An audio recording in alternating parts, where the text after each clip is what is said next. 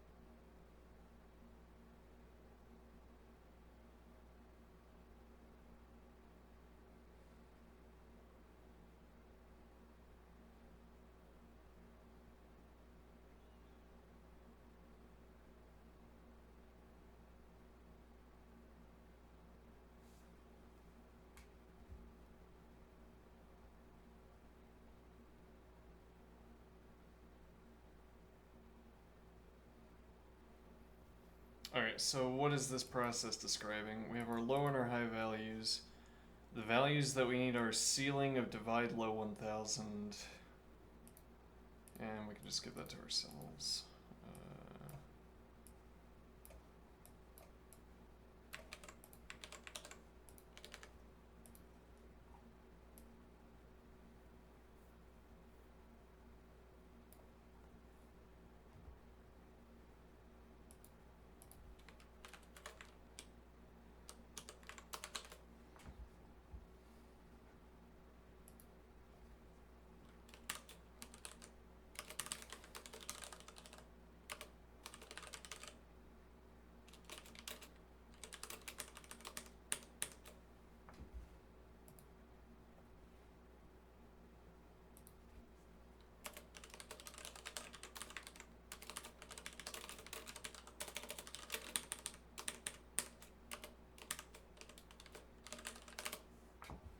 I don't like the naming scheme, but we can figure something out.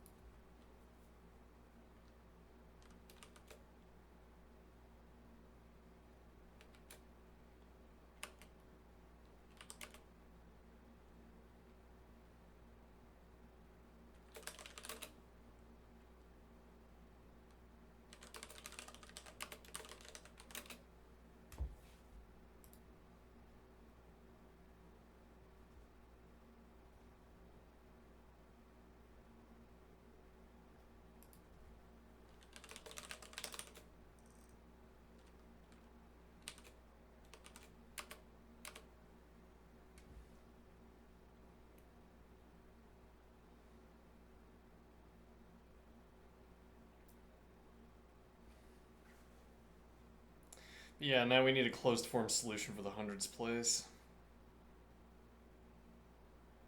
Hmm.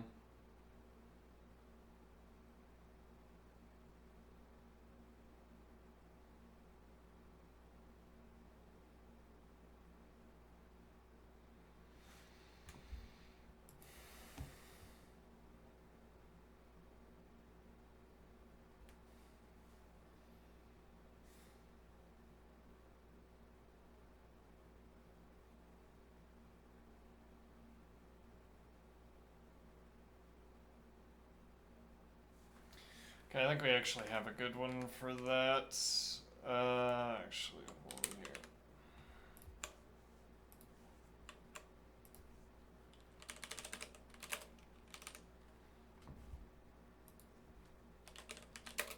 Well, we have a good one if we use sequences.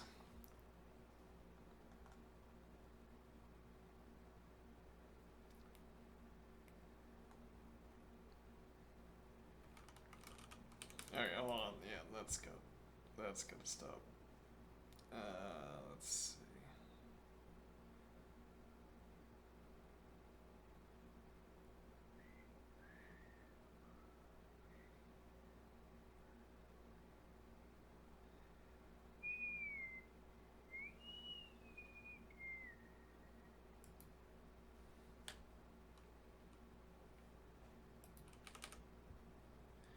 Okay, let's see.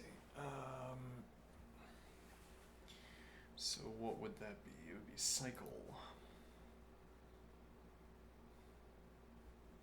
Mm-hmm.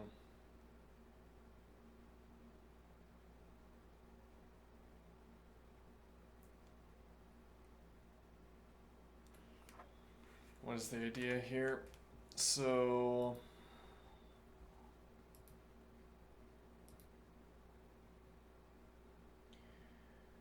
if we have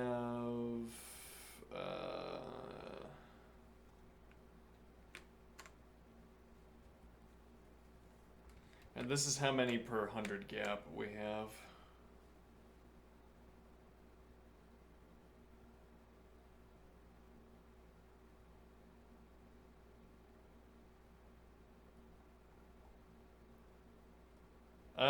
This is a little bit confusing. Let me see here.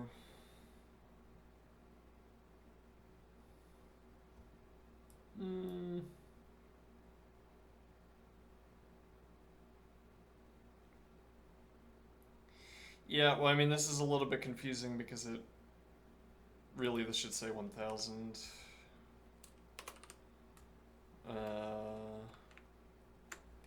To 2000.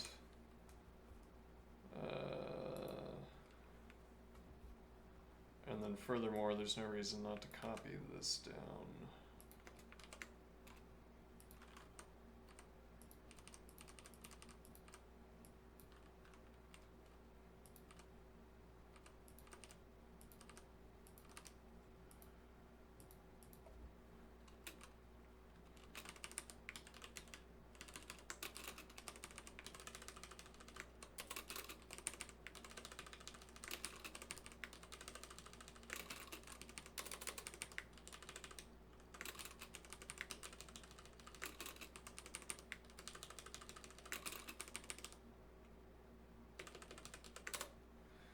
Okay. Now, but the point is that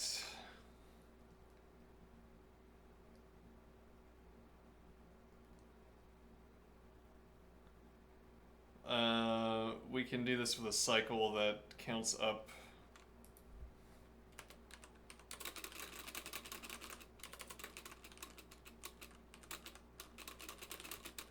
and then back down.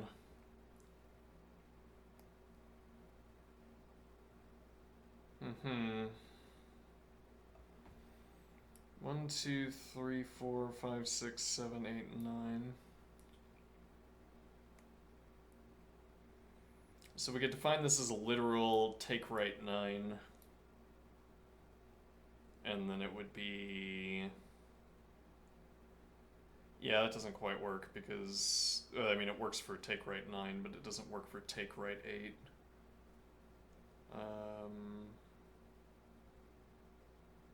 which would instead target this. Or, well, actually, it'd be take right 10, but at any rate, it still doesn't work. Take right 10 would give me this sequence, but then, yeah, we would need to loop back around. So instead, we want to cycle. We want to create a cycle like this.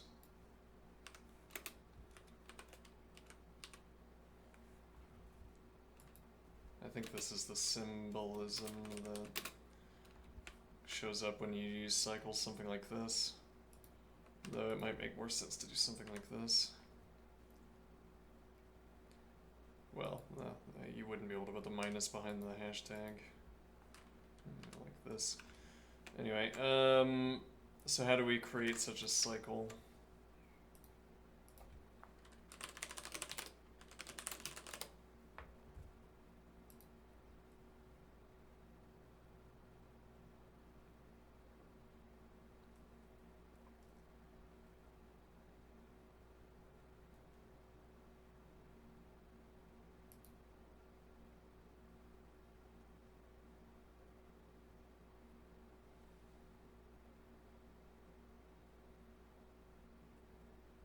Mm-hmm.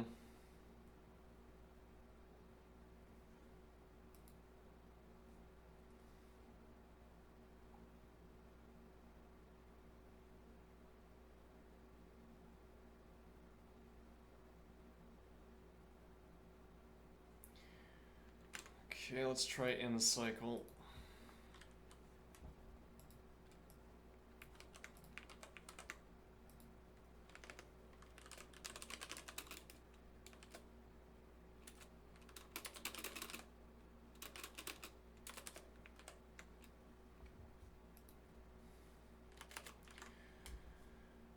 Okay, let's see.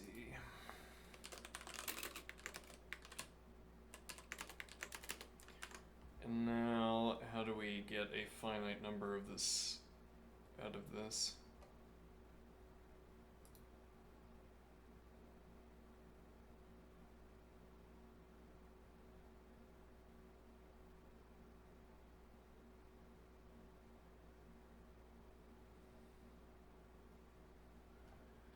An in-list application.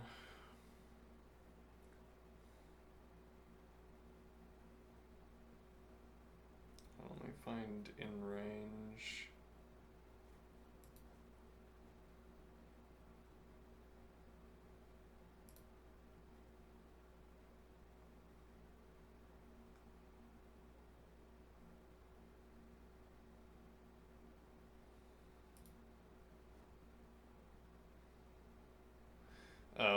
Oh, we can do in range. Well, no, because we're doing for list. Well, we're gonna learn more about for then. Let's see, for I in range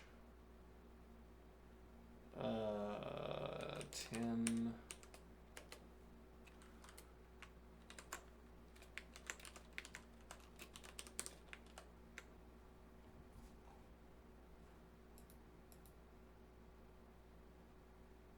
Uh-huh.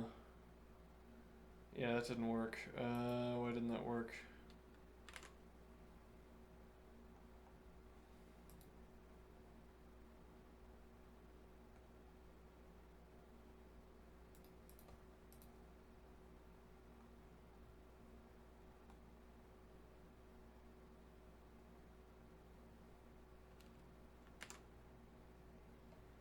If we instead do range.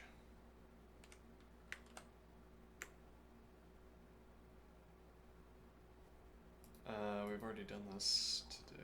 Let's see. Oh, no, that's not it. Hold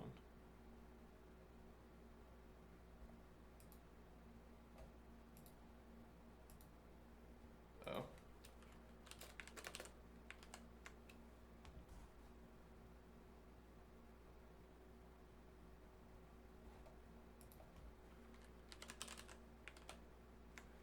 That works, but if I do for, oh, well, because it would be for side effect only. Yeah, okay. If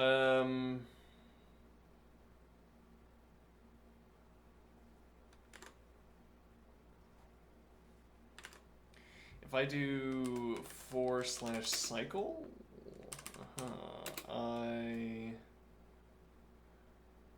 a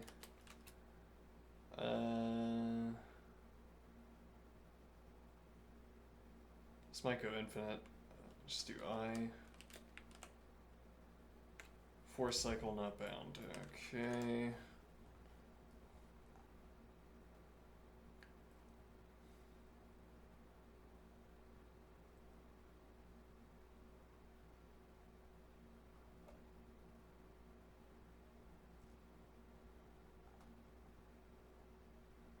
Do loops.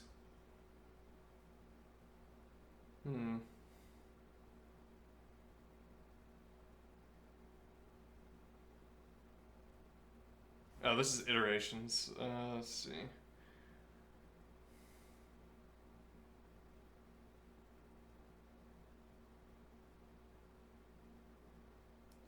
Yeah, we'd have to have a way of interacting with our sequence, but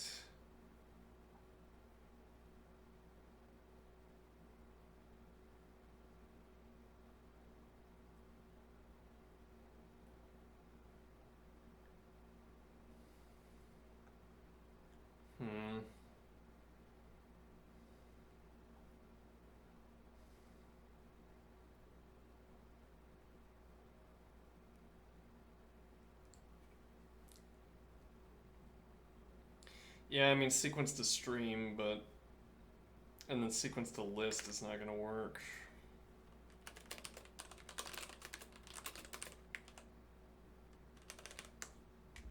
Goes infinite. It would have to be sequence to stream. So we had as well create a mutable mutable list for this cycle. What? Racket mutable lists.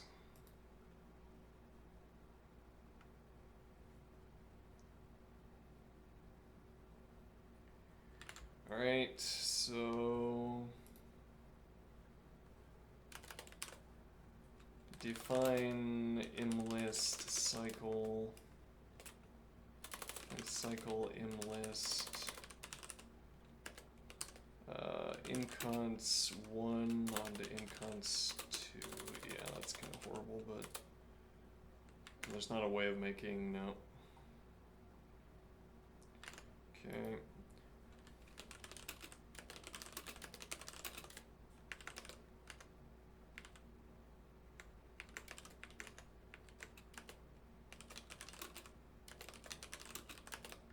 Yeah, the thing is it has to go around, it has to wrap around.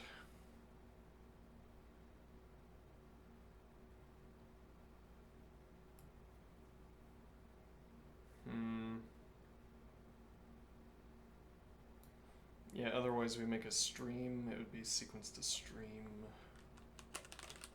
A. Okay, and then this would be 4, 5, 6, 7, 8, 9, 10, 9, 8, 7, 6, 5, 4, 3, 2. And now stream first. Define display stream function input stream in integer negative in integer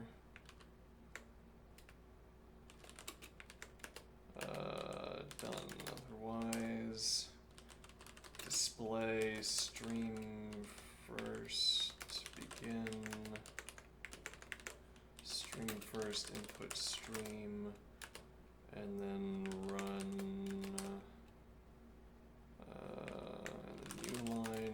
newline and then display stream function stream rest input stream sub1 in integer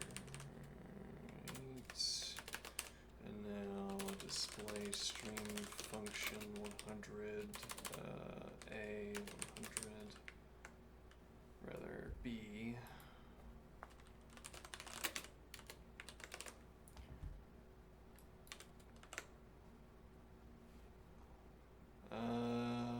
That is incorrect.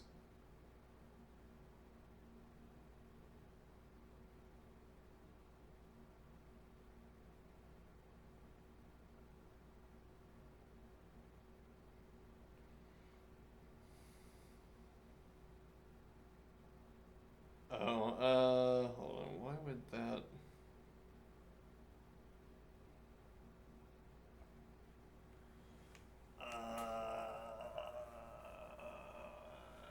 We could do.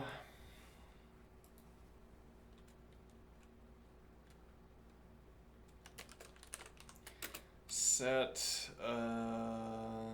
b stream arrest b, and then do input stream.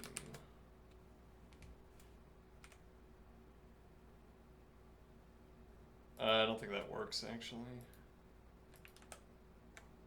Nope.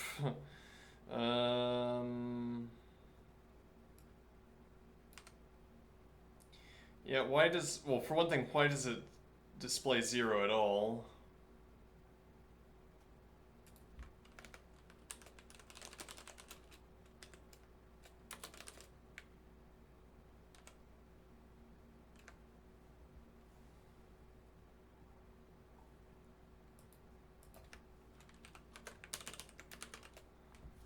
Why does it display 0 as my in-cycle command?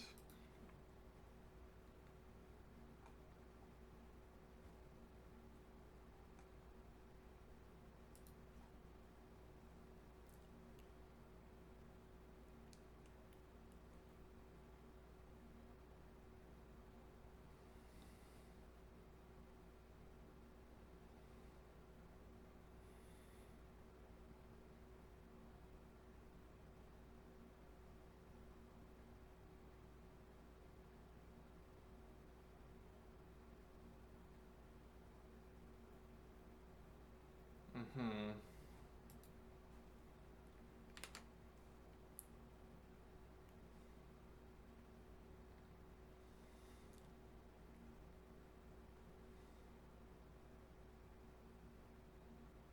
I mean, there's a different way of doing this. Yeah. Yeah, there is a different way of doing this. Alright. Yeah, I don't know why this is I don't know why this is returning 0. I don't know where it's getting the 0 value from. I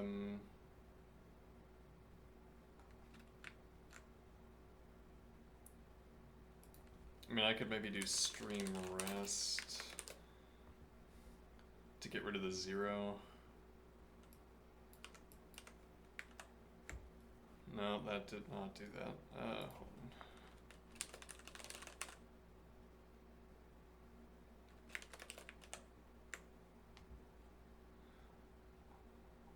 Bizarre.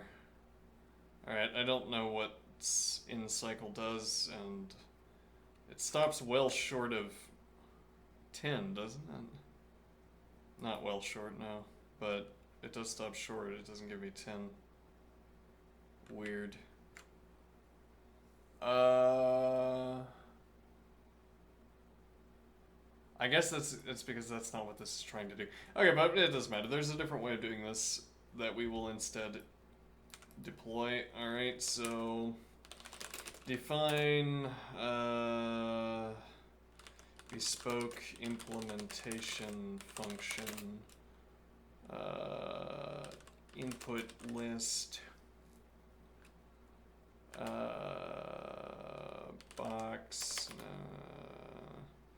input list remaining list. Alright, what is this supposed to do? Oh,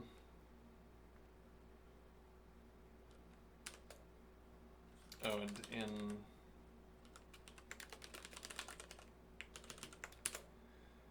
if negative in integer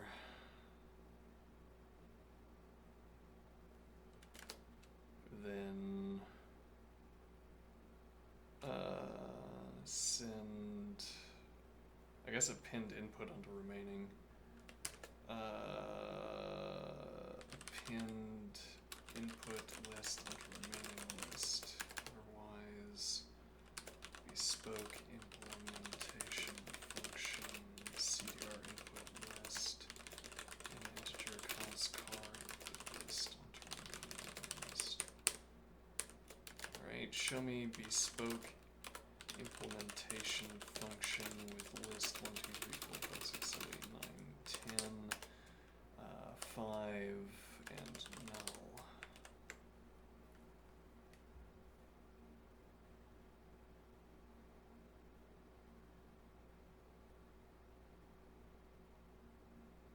Oh,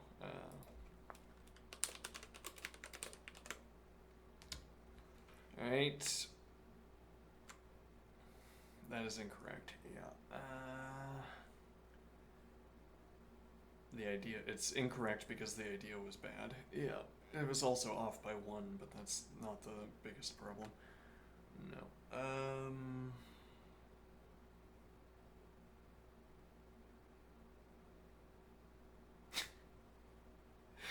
I mean, why don't I just do the list? Why don't I just do the list? Keep this as part of our evidence of our failure. If I do list 1, 2, 3, 4, 5, dun. All right, and then I say.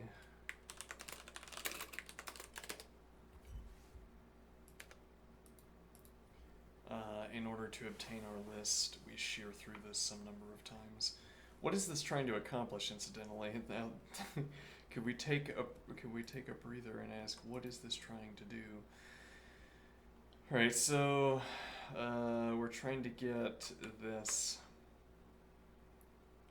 Okay, well, one point is that we don't start with 1, we start with 2. Okay. Just saved ourselves some computation there. Now, so now we'd have a question, how many times? Yeah, so this would be take. Well, it would be, yes, take right. Well, I don't know how the take right command works. If I do take right list f.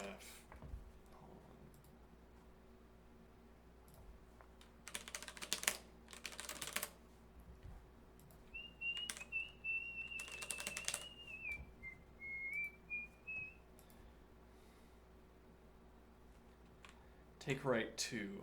That's not what we want. I mean, we could do that.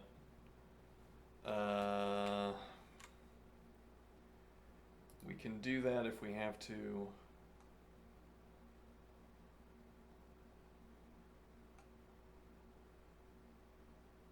List tail. Let's use the primitive, the non-sugary operation. Returns the list after the first pause elements of list. So list tail.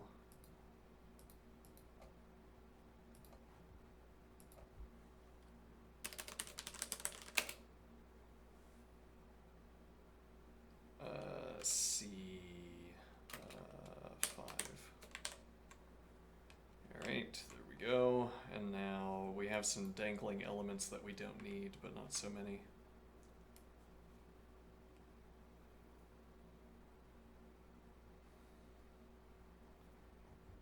Okay, and we'll have some kind of counter.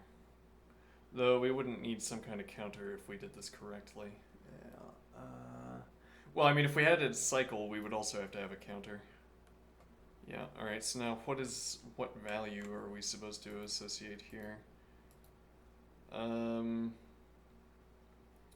Well, so in the 1000 to 2000 case, it's take right 0. Okay, so let's see, we get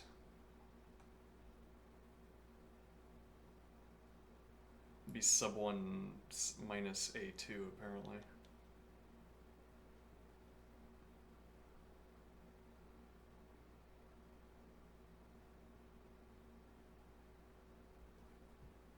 Let me think here.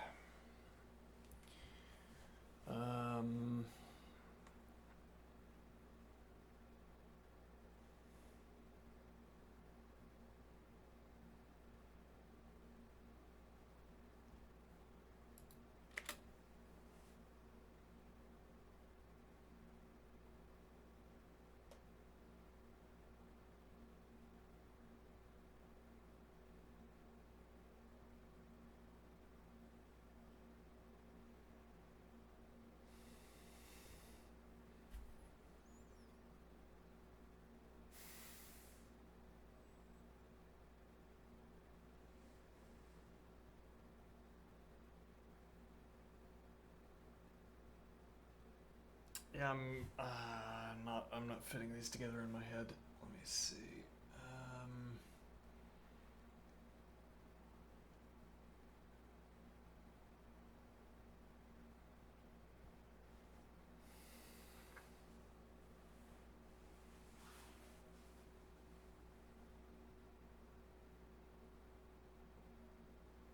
Well, so this is for the hundreds, right? For the thousands, we've already coded up for the thousands. It's fold L, so we're gonna have a vector where the 1,000 position is the position of the vector. Okay.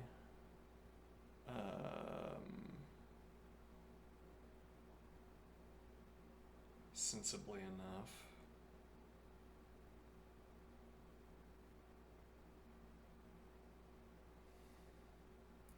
So this is for the hundreds, and how is this serving for the hundreds case? So if we have to cover up to, oh, okay, so the reason that we have a list is that we can shear off the front elements. Alright, I mean, the reason that we have this list is that we can shear off the front elements until we have a list that starts at the correct value. Alright, and then we need to sum in elements. Alright, and what is that in? So this would be 1,000 to 100, 1,000.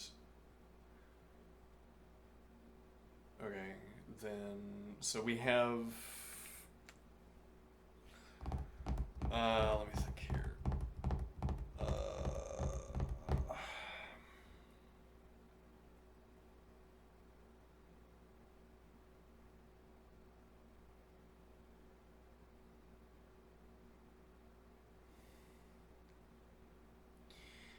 Yeah, this isn't a good way of presenting this. This isn't what we want as our C value, and to the extent that our D value is,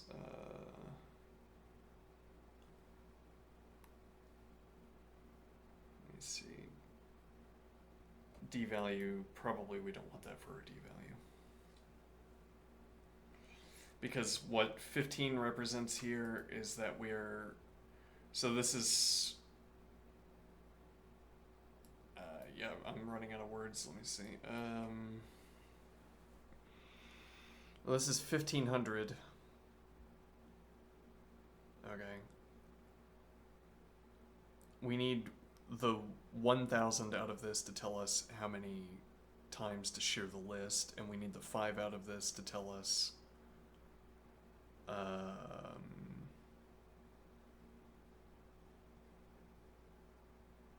yeah, exactly, to tell us what, I guess, how many steps we have to perform until we get to 1,000.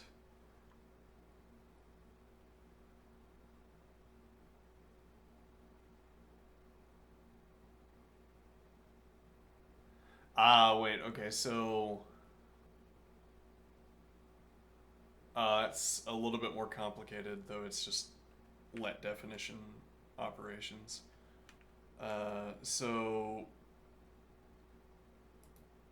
let's take this list over here and think about how we process it.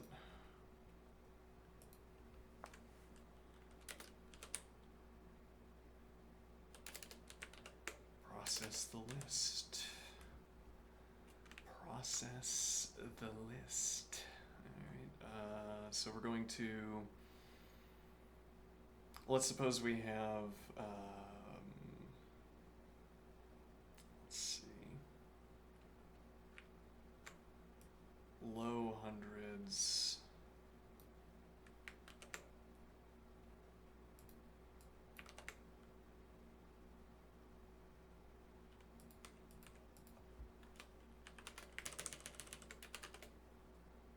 okay, so, yeah, though this isn't the best example. Yeah, though we want the verbatim text, because otherwise we introduce a new number here, and it's completely unclear where we're getting that number from. Yeah. So this would be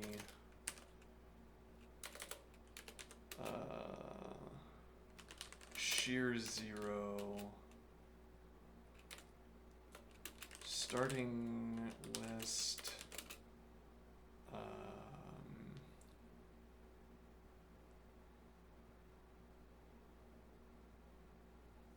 so starting list would actually be the ceiling minus 2. The number of times we shear is ceiling minus 2. Is that always going to be the case? Well, so we're taking the ceiling. Yeah, I'm a little bit concerned about the edge case of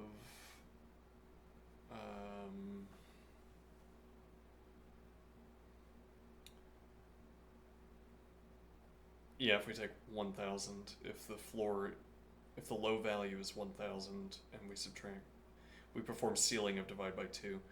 Yeah, and we can't add 1 to force the ceiling up, because if we instead had 1999.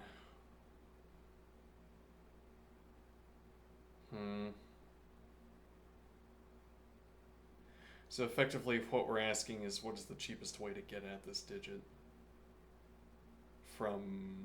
What is the minimal collection of let definitions we need to form?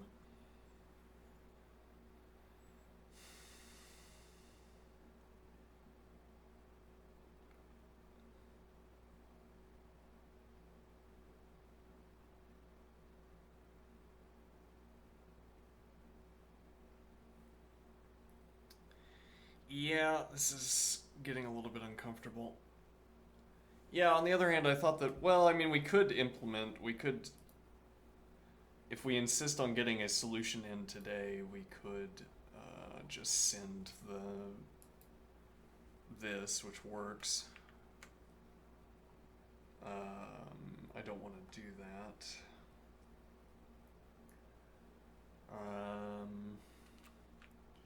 So, yeah, we have so many moving pieces here. This example has so many components that I'm struggling to maintain the connections between them. Like, we did all of this in one pass, and we've only done one example, and now that is enough, but it's troublesome.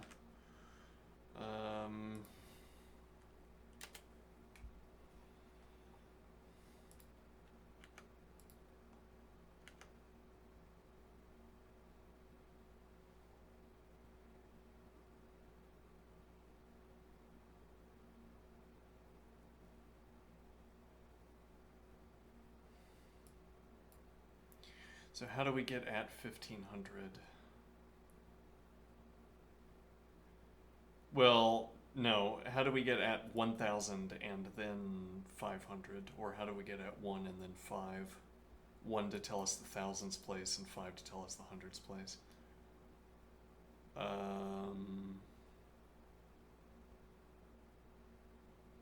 Yeah, and furthermore, what code is going to tell us whether we're performing this addition at all? Hopefully that falls anti-inductively. Well, no, I mean falls out inductively from the remainder of the procedure, by which I mean hopefully when we input the actual values that are within hopefully when we input the values that are within range of each other, within 100 range of each other, the procedure will automatically output the correct values.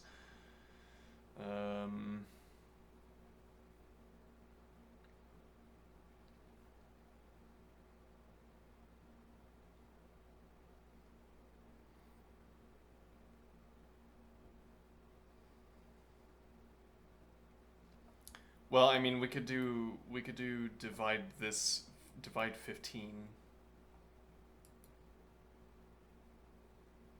by 10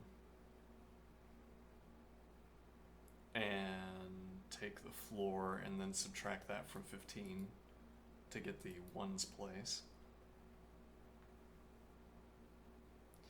All right, now there's another point here, which is that the question isn't only how do we proceed from this to code, it's how do we extend this example without feeling bad about how we extended the example. What do I mean? What is the formatting that we want to adopt when we observe that we need an e value? Let's see. So floor divide C10 thousands place minus C, I'll put E, minus CE,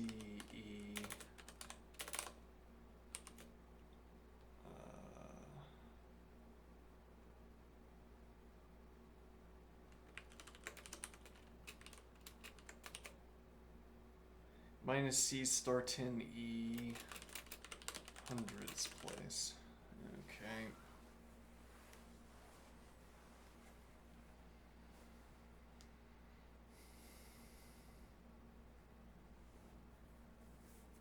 Which we'll call F for now.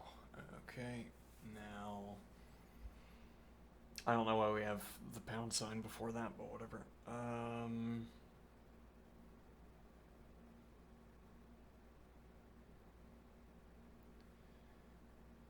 Okay, let's see. So now what do we do with these two values, E and F? This incidentally would be 5, and this would be 1. Okay. So now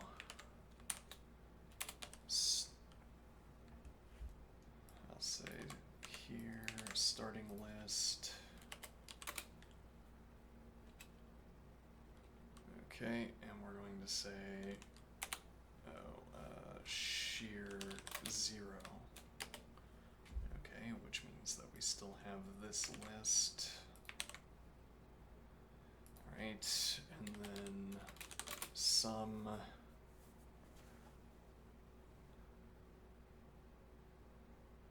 Well, no,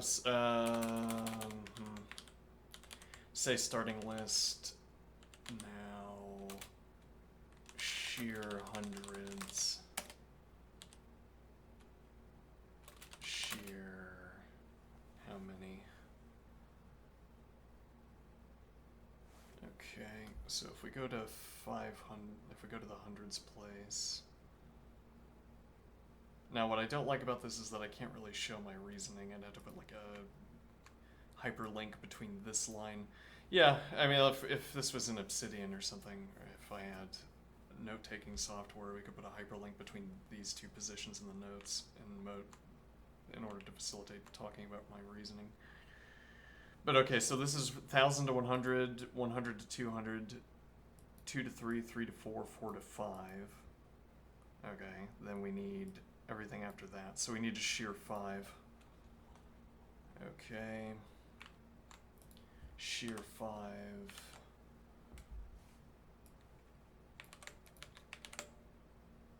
Which would be take right. No, it would be drop. It would be so list tail. Okay, list tail 5.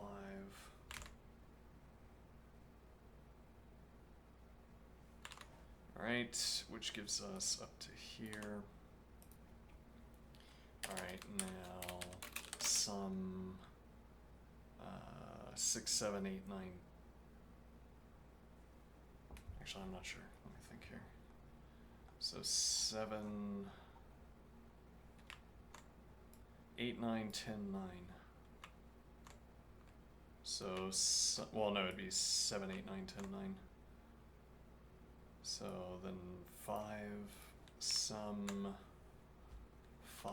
Okay, but we need to derive that value from somewhere, which would be, so shear 5, which in this case is F, and then sum 5, which in this case would be minus 10f. Starting list, shear 0, which is sub 1 e.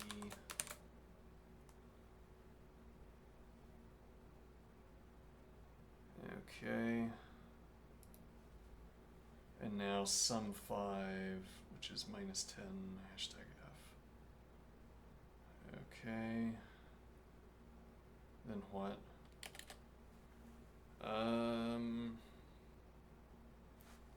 So that would give me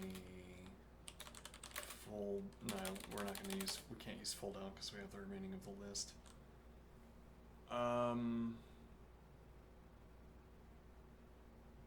Yeah. Okay. Though we could take.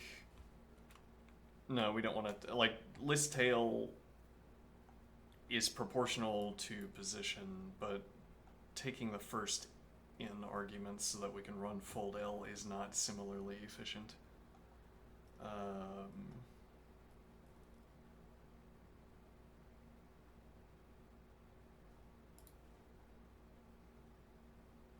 Returns a fresh list whose elements are the first pause elements of list. Takes time proportional to pause. Right, well, so we would be generating the list and then we would be cycling through it. I guess we just prefer to cycle through. Yeah, so the question is, how do we stop? How do I do a limited fold left?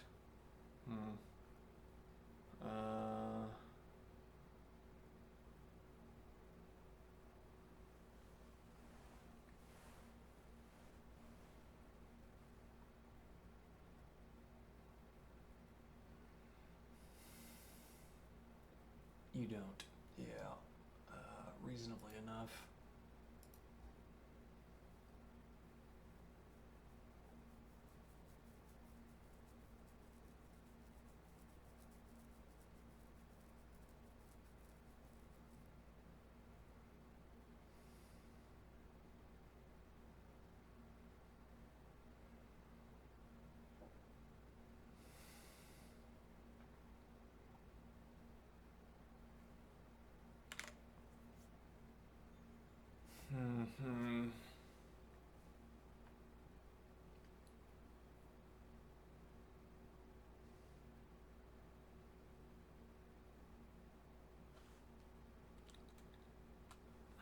I mean, we could do this with a counter.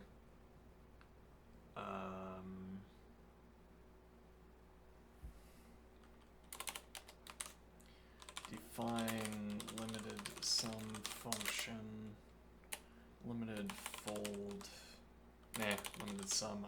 I wanna bake it in. Zero modularity because modularity is inefficient. We could do limited fold, but whatever. Limited sum function, input list,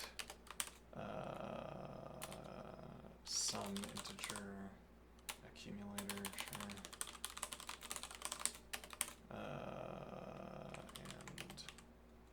And in integer, alright. We need a word here because we're willing to use different words as types. We're not limited to primitive data objects as types in this way of speaking, but then I don't know what I want to use outside of integer. I could say counter, but we effectively reserve counter for incrementing.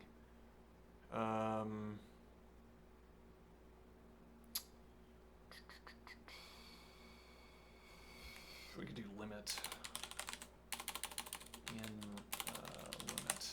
Okay. So negative in limit. It might be 0 actually, but let's hope. If negative in limit, return accumulator integer, otherwise limited sum function CDR input list plus sub 1 in limit and plus accumulator integer car input list. Alright, let's see what this does. Why not just figure it out from first principles? Limited sum function list 1, 2, 3, 4, 5 in limit 3, we'll say, and 0. Okay, 10. What did that sum up? It summed up these. Okay, that's not what we'd want. No, indeed. So, yeah,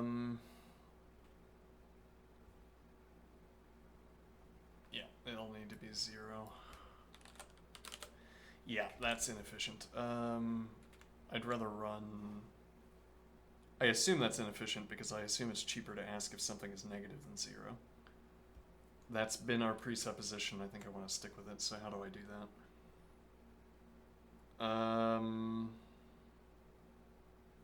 Yeah, we'll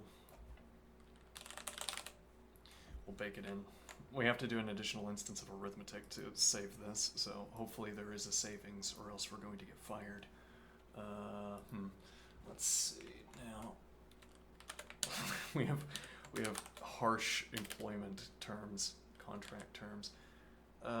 So this will be limited sum function with list 7.1, then sub 1 hashtag F.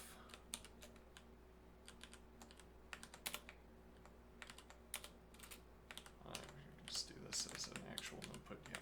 Okay, and then 0.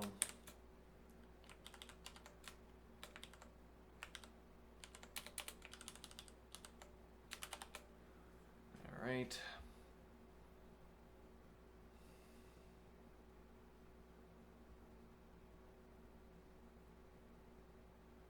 This would become more substantial as we increase the length.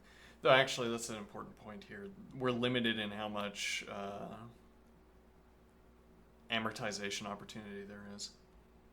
This instance of arithmetic doesn't have a lot of runway to get paid off by choosing the more ostensibly more efficient negative predicate. Now what? Alright, so now what did this just give us? We tear this list apart until it gives us, so this, yeah, we'll call this process for fopper for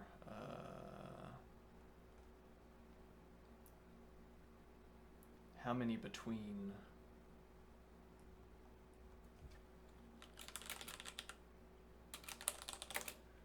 1,500 and 2,000. Alright, which could have a name that doesn't rely on particulars. A generalization, if you will. But it doesn't, okay. And now, same process that we want to define.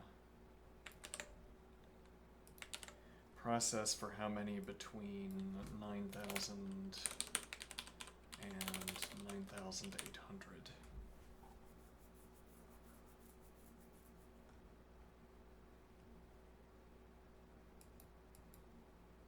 Take a step for a step.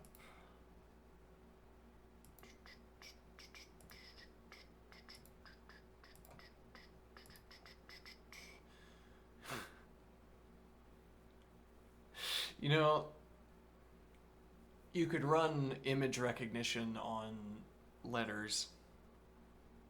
Okay. What do I mean? A with a circle over it.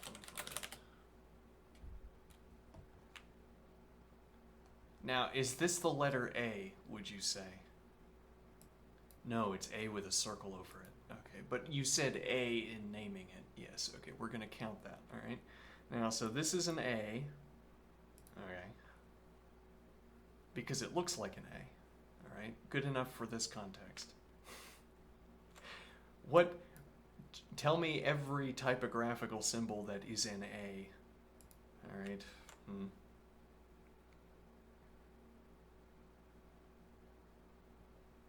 Apparently this is a letter and not just a diacritic, and is treated as a separate letter in the alphabets of Danish, Norwegian, and Swedish. Interesting.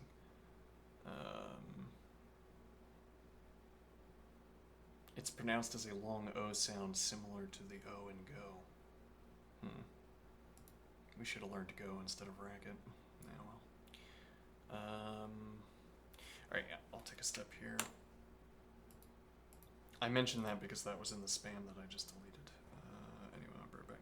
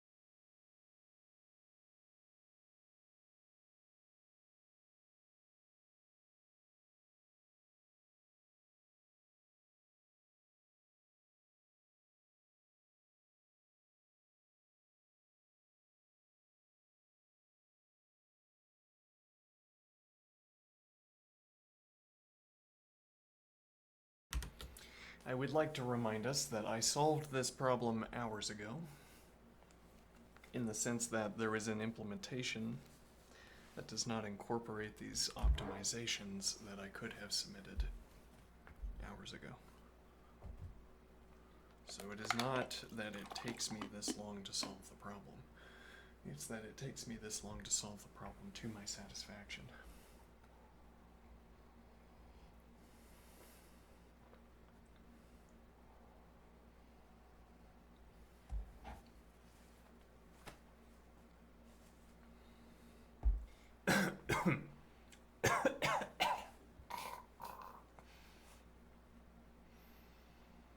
Alright, let's see. So, what did we say was A? Not A. What did we say was B? 90. Okay. So the question is, what are G and H going to be? Because we have E and F here. Alright, so this is B. This is 9.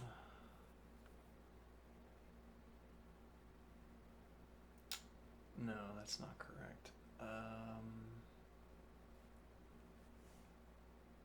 We can just reference up here. I think we should probably delete this. Okay.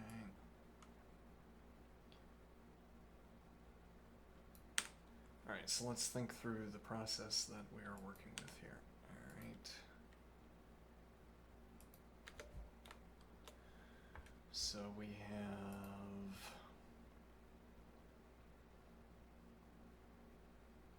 we can get our 9, which tells us that we need to shear 1, 2, 3, 4, 5, 6, 7, 8, so sub 1, 9 by, let's see, template here is going to say,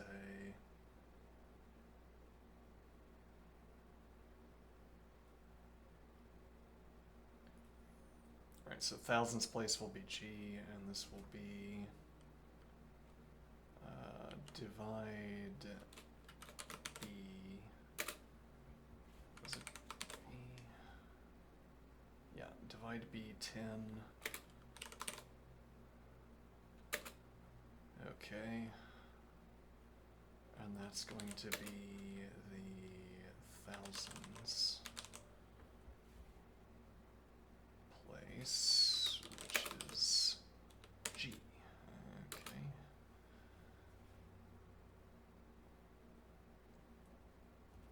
And that will be the number 9. Okay. And now the hundreds place will be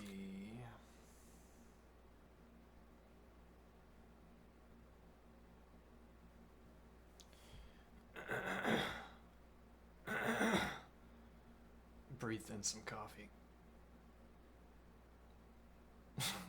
New trend, disturbing new trend, inhaling coffee. Does it get you caffeinated quickly? Let's see. So we're gonna take high, well no, it wouldn't be the high, it would be an earlier value we have, which is 98, right, 98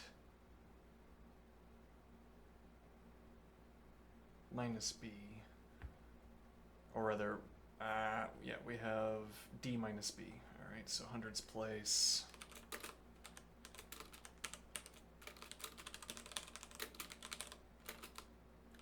which we'll call H, and that is 8.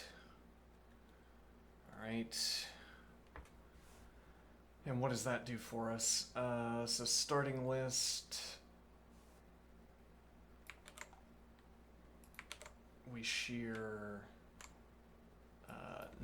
8, 2, 3, 4, 5, 6, 7, 8, which is sub 1 G. Okay, and then we shear let me think here.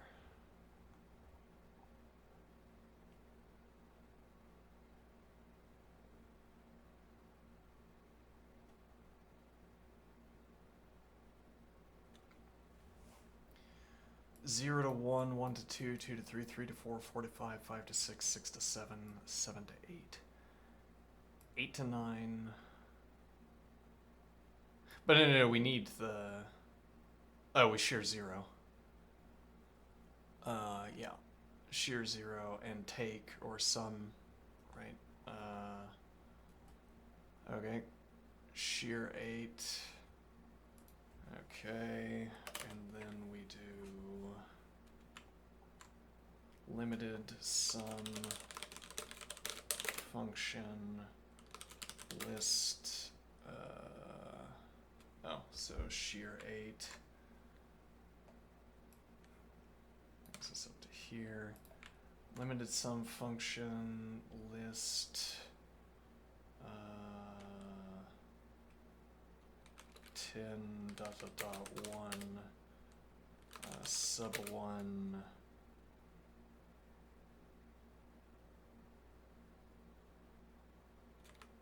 H, okay, 0.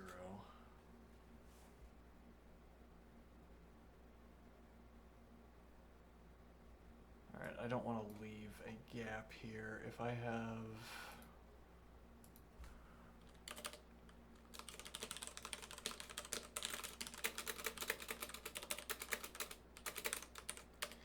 alright, and I just said how many?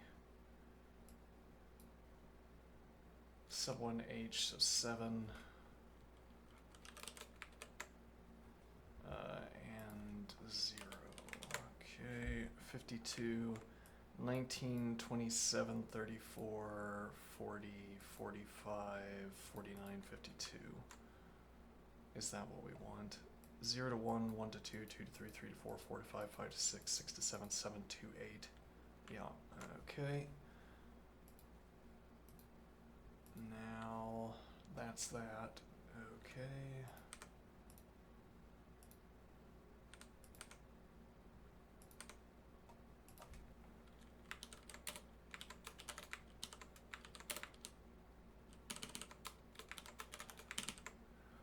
Don't want to appear too neurotic with these comments. All right, process 4. How many between?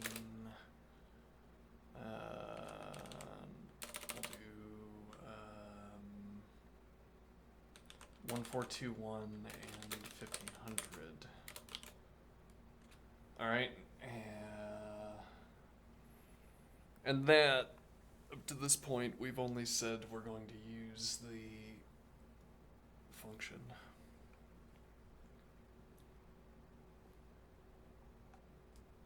Which we could do.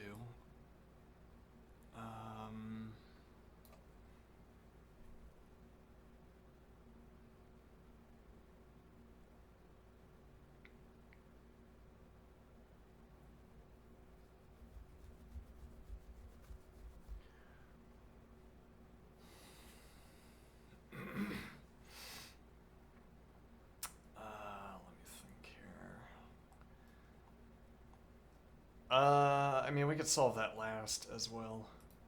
Alright, well, so we already have the thousandths place. Now this is going to be... Right, so we need to define E and F.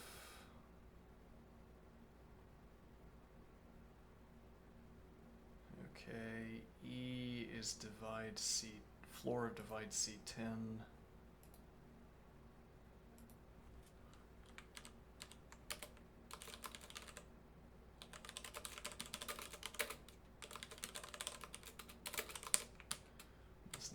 Star.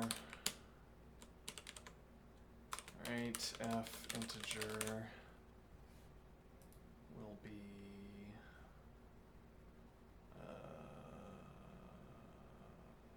minus C star 10E.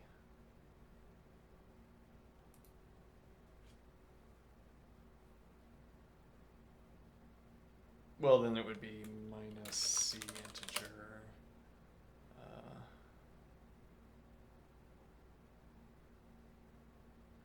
Oh yeah, because we're taking floor. Star E integer 10. Alright, G integer is divide B10.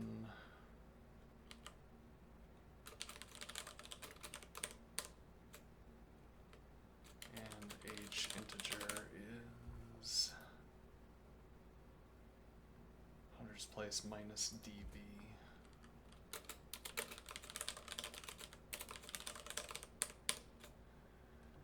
Okay, then what?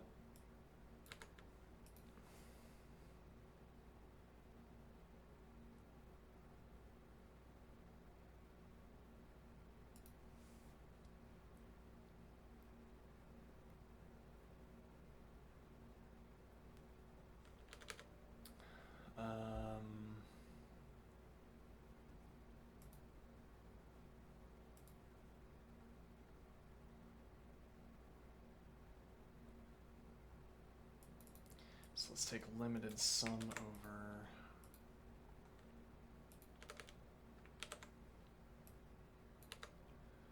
okay. So what we're now adding is so this yeah, let's make that note. So sum of thousands, sum of thousand gap this will be...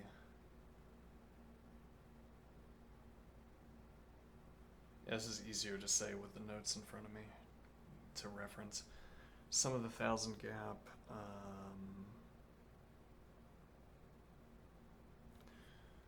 Bottom 100 gap, we'll say. Okay.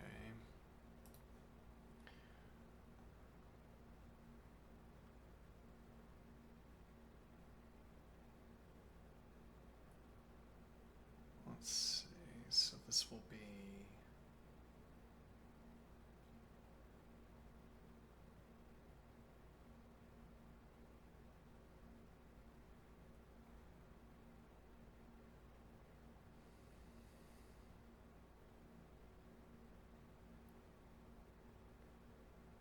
Okay, so this will be take, right? There's an efficient list operation for this. List tail.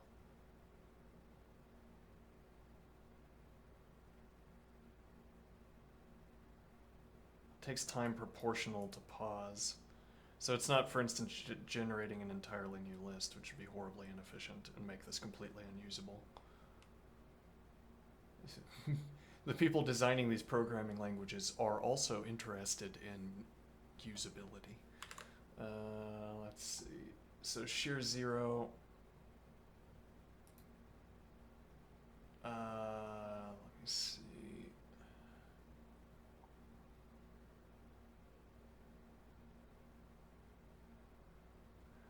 So, I mean, we could do this with partial sum. We could do this all in the let definition if we wanted. Okay. Well, so we need to bring this list over. Where is that list? This thing.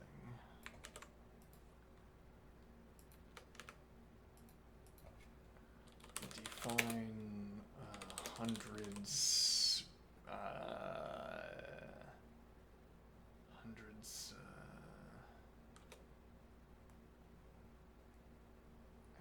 I don't know. Hundreds. There's not really a good name for this. List. Box list integer. Alright, there you go. There's your name. Alright, list box list integer. Sure. I'll put a question mark and figure out what I should call that later. Alright, so now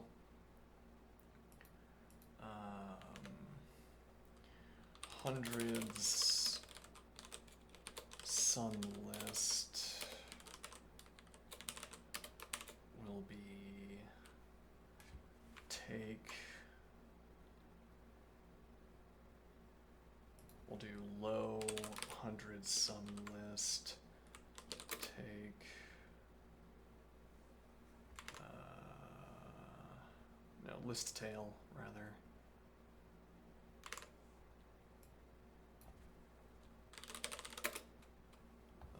This thing.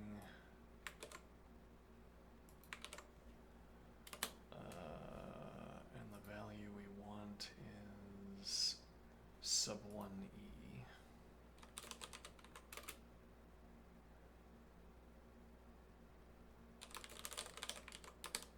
Does that work the way I think it does? List tail, yeah. We already tested that. All right.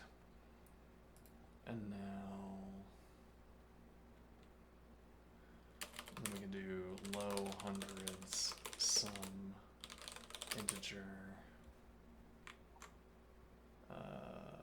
limited sum function.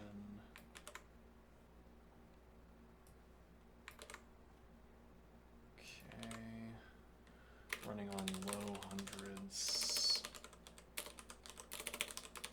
sum list integer.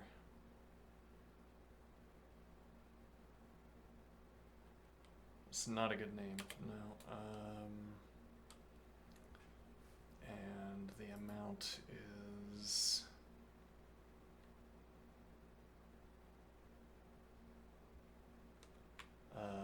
let's see, shear 5, which is F.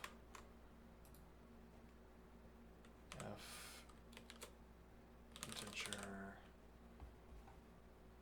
and accumulator is 0.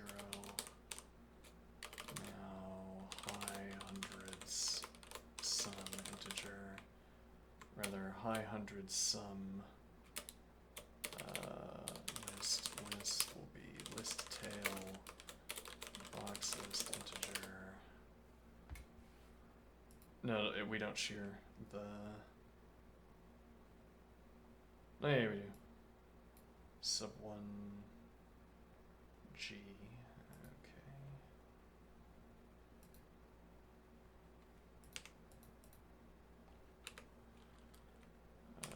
Sub 1 G integer. Alright, and then high hundreds sum list limited sum function high hundreds sum list G integer F integer. I'm a little bit suspicious of that, but sub 1 G.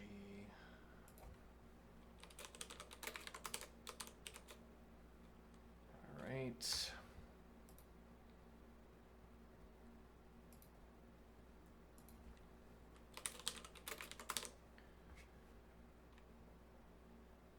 Oh, maybe that's the.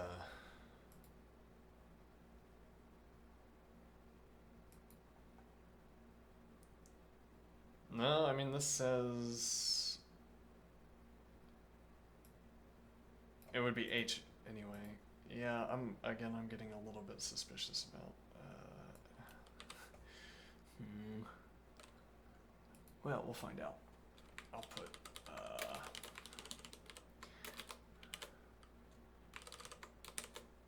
All right, now.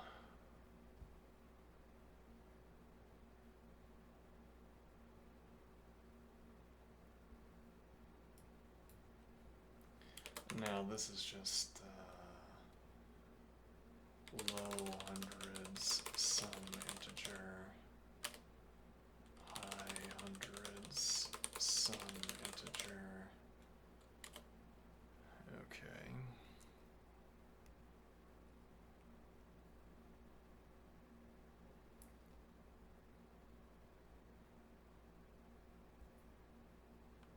And now, barring a further closed form solution,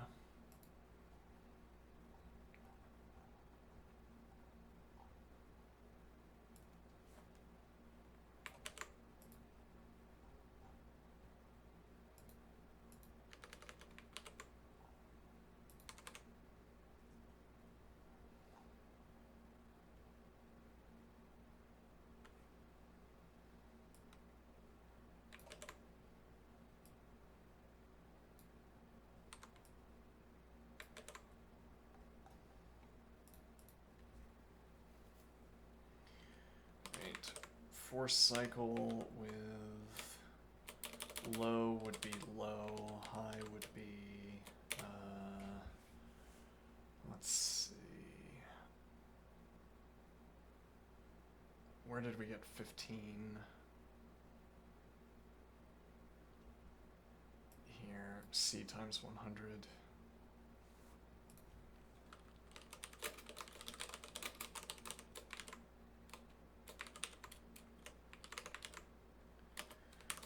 Force cycle function. And now, where is 98?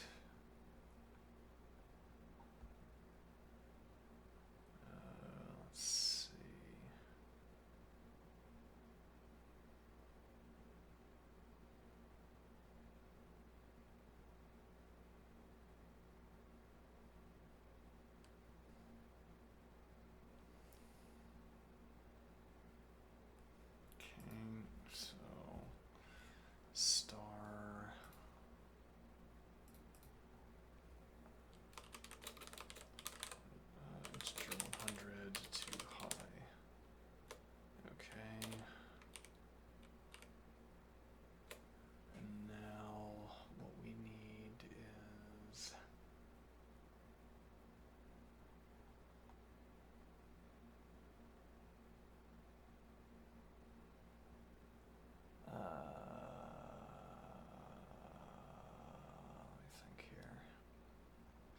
Now we need our vector.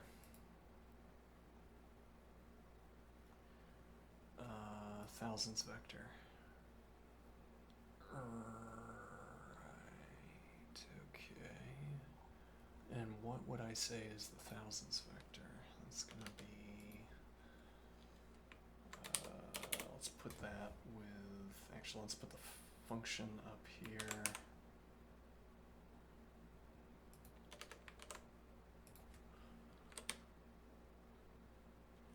Okay, and we'll do like this, and then we'll do this, hit him with a little bit of that, and then we'll do define thousands vector. Okay, is that just going to be, let me see here, where am I? I'm lost. Yeah, we're gonna have to merge these two notes as well. No, I don't think we need to put these notes over there. Let me see here. Thousands vector, where is that?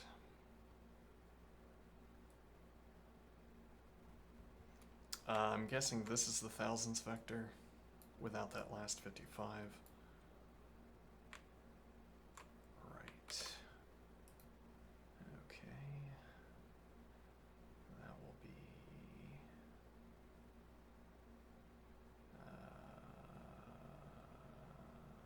where am I again?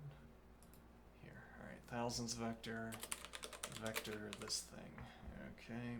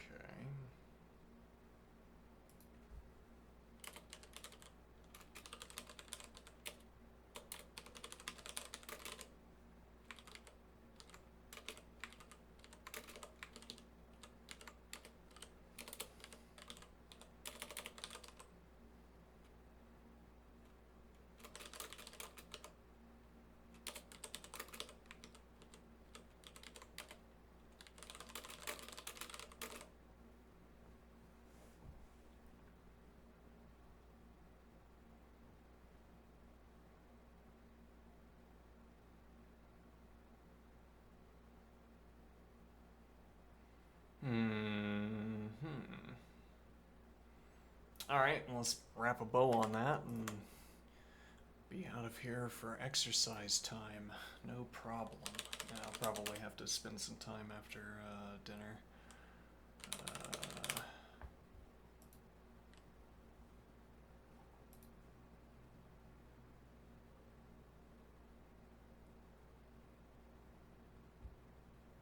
Let's see.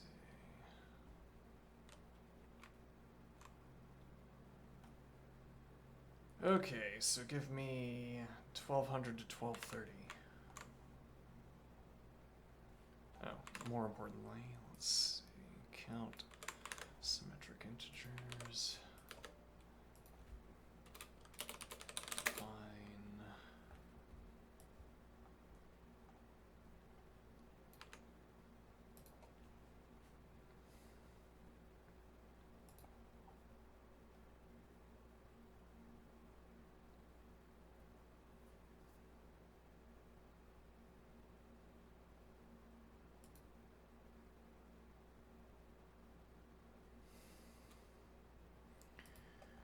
Alright, well it should work on every case, right? So,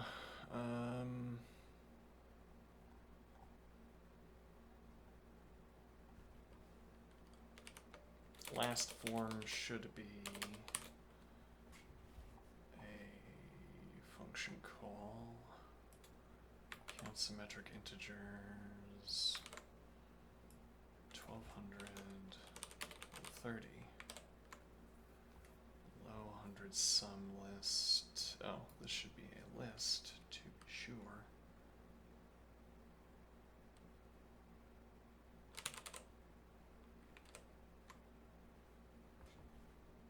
High hundreds sum.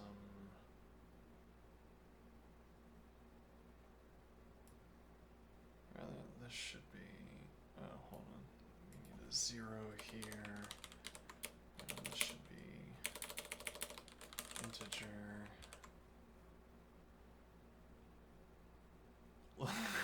List tail index negative 9, 10. Don't like that. Negative 9/10.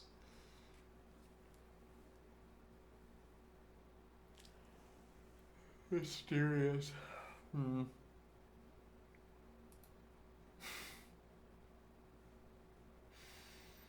Hmm.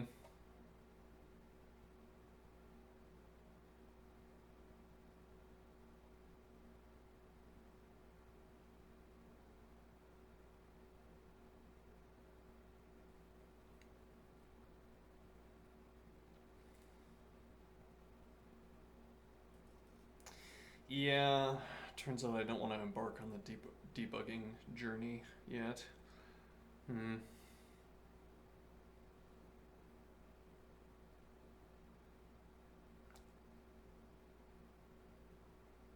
Okay, well, we had 1/10 and then we sub 1'd and we got negative 9/10. G integer divide B integer 10. Yeah, that doesn't seem right because B integers divide floor of dividing high by 1000. Probably this is supposed to be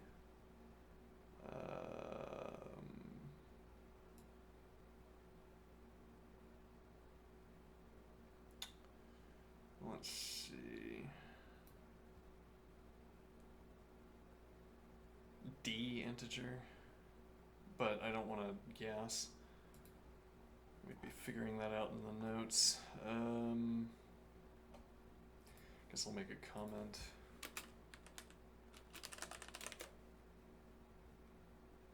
Wait, how do I know? Oh, because, yeah, here.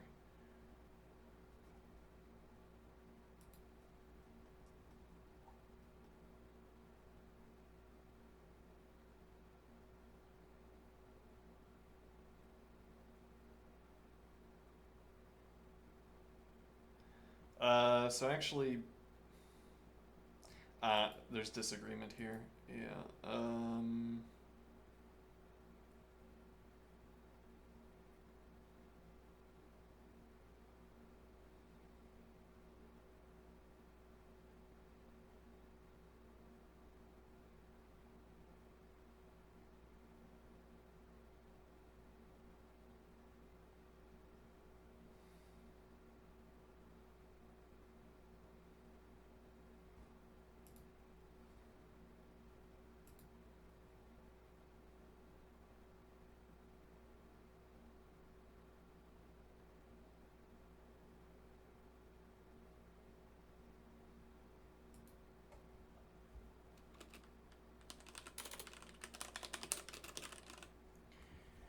Alright, I guess we can call it a little bit early.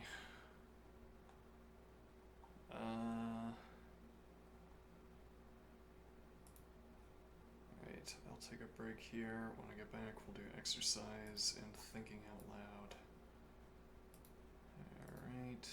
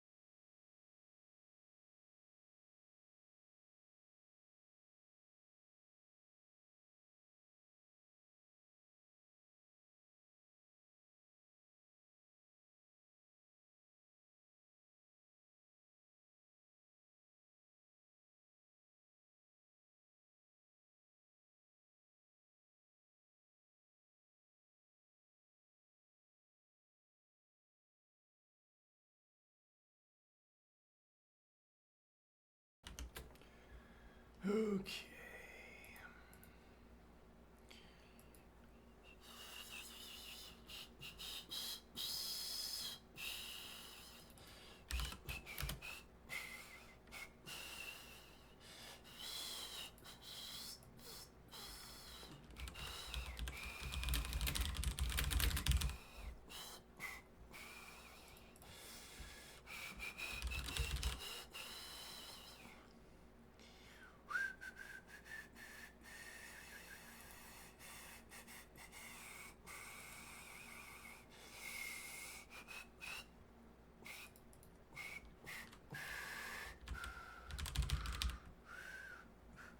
Should I do this? Philosophy fantasy.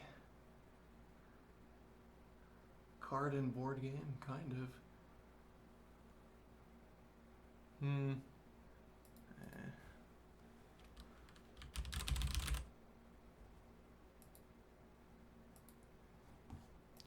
Alright.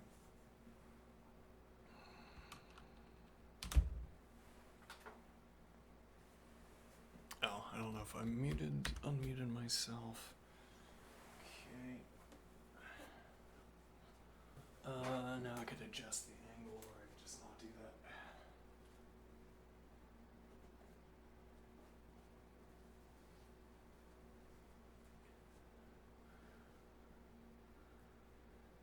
Okay. Now what?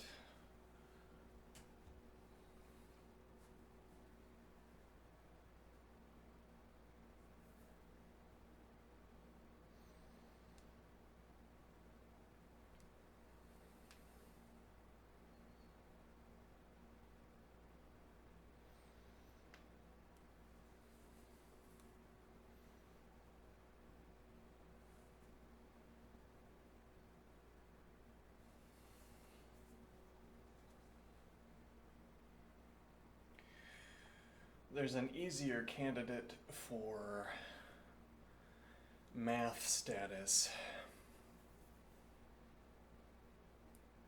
Or rather, there's an easier candidate for this discussion, basis for this discussion about games and game strategy as math.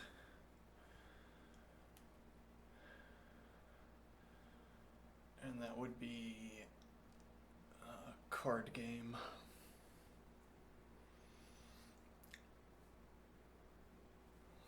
Are card games math? Rather, is learning how to play a card game studying math? And what is that question phrasing? What are we getting out of that question? One might ask, if I read a book on poker, for instance, so as to learn the basics of poker, am I going to be better at statistics? What does that mean? Practically, it means if I go and take a statistics course, or a probability and statistics course, or a combinatorics course, am I going to be more adroit? Am I going to have an easier time doing the homework and taking the tests and learning the material in general?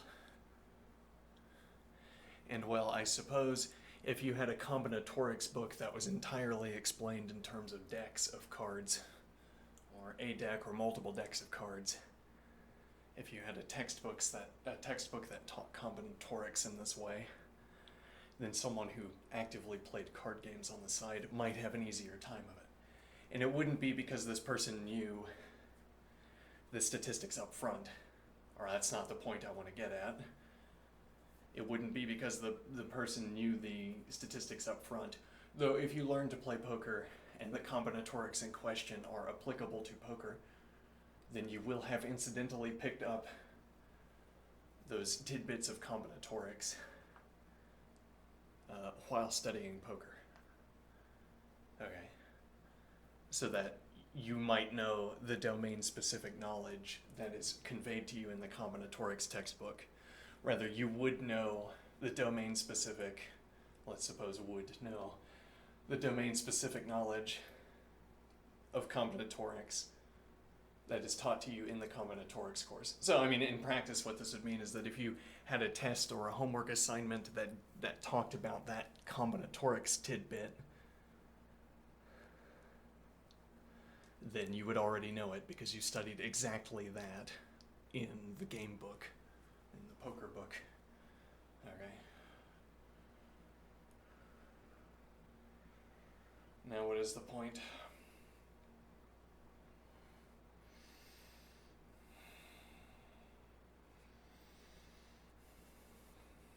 Rather, I want this idea that you would do better in the class because when you look at the piece of paper, when you look at the textbook, and it has yet another example, another hand, it has another set of cards, okay?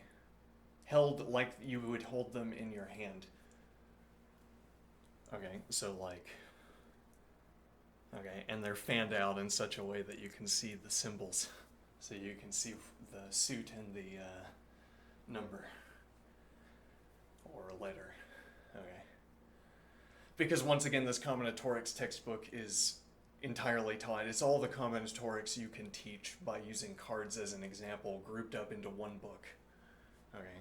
So every combinatorics concept that you can talk about by talking about a deck of cards, or where you can use a deck of cards as an example, they're all gathered into this one book.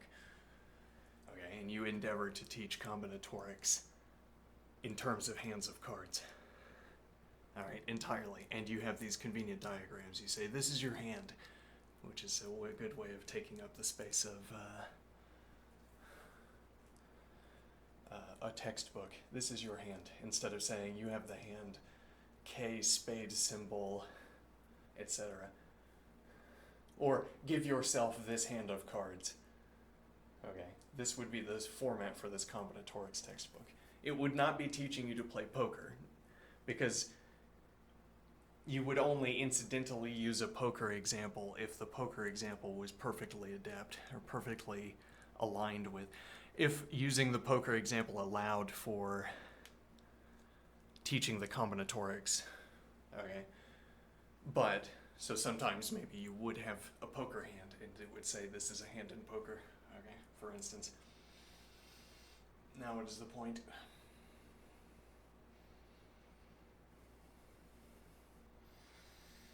The point that I'm getting at here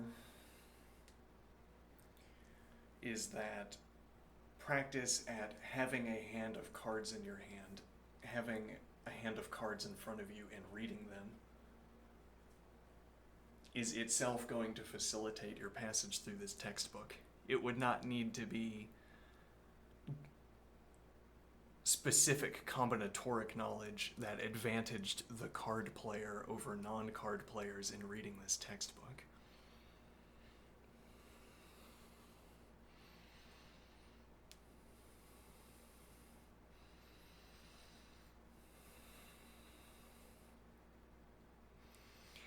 So, I mean, if I tell you to remember a list of 5 numbers, you might have to check back a few times. Whereas if you actively, well, 5 cards, I don't know what poker, like 5-card poker, sure. They're used to holding 5 cards in the hand and knowing what they are, okay? I mean, that as a matter of practice, you'd look at them and then you'd stop looking at them. You don't have to stop looking at them. No, you could keep looking at them. Though then, for that matter, looking at your cards and knowing what you have are not the same thing. So I want to say, they're more like the same thing for the poker player. What do I mean? Looking at your hand of cards and knowing what your cards are. Okay, those are not identical actions, as it were. I'm not describing the same thing when I say looking at your hand and knowing what's in your hand. You would think so, because typically descriptions of this kind terminate at looking at something. What do I mean? I said you were looking at your hand of cards. Okay. Now, descriptions of this kind terminate at this point, if you see what I'm saying. You're looking at your hand of cards, so you must know what's in your hand. How could you not? As it were. So I'm saying descriptions of this kind terminate at this point. You're looking at the cards in your hand. That's as if, almost by definition, as if. Bunch of quotations around that word. By definition, if you're looking at your hand, then you know what cards are in your hand. Okay. If your eyes were directed towards your cards, but you were zoned out or something, and so didn't know what was in your hand, didn't know what cards you had, we wouldn't say you were looking at your hand, for instance. Okay, well, but what is my point here?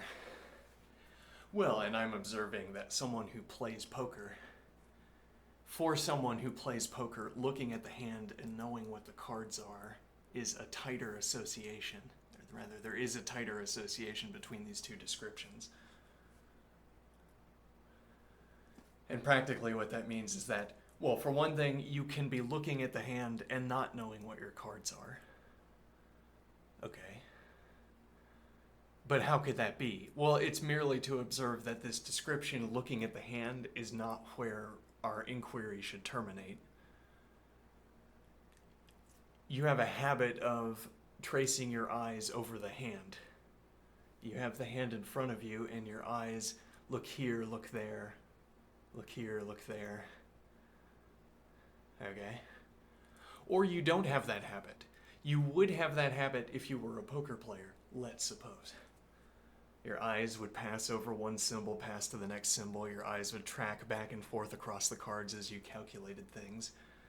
Okay?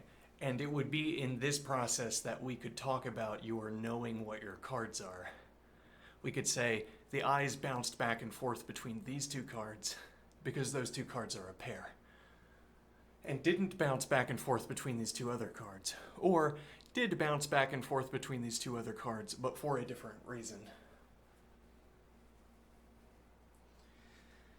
Okay, and there might be much such activity. If it's not happening in poker, it would be in some other game where your eyes tracing back and forth is a lot of activity. Okay? Now, with the person who does not play card games, there's not so much activity. Or we would categorize the activity of the eyes in a different way. Now, notice that all of this, let's take a step back for a moment, all of this is hidden behind looking at your hand of cards. What do I mean?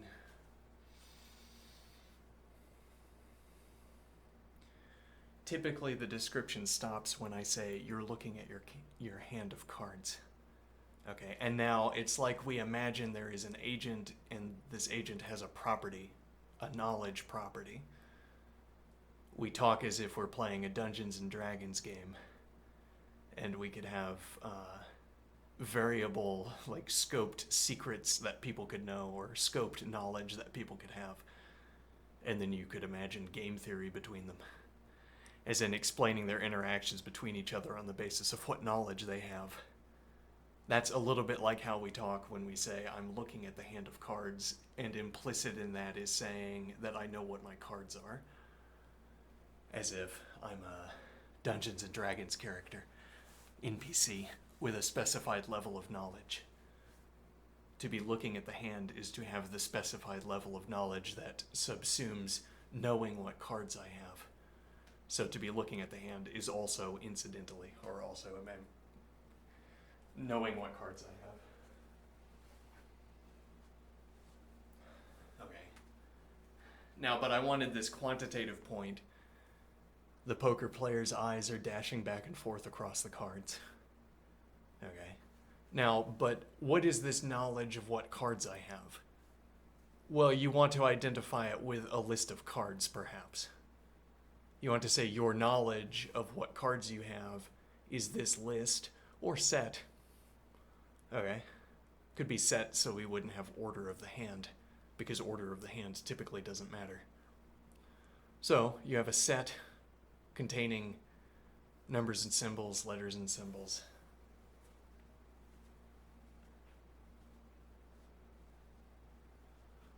Now what is the point? So I say you know the contents of your hand, or you know what cards you have. Okay. And this is me attributing to this Dungeons and Dragons character this knowledge variable, this knowledge package. Knows that the cards are this set of cards.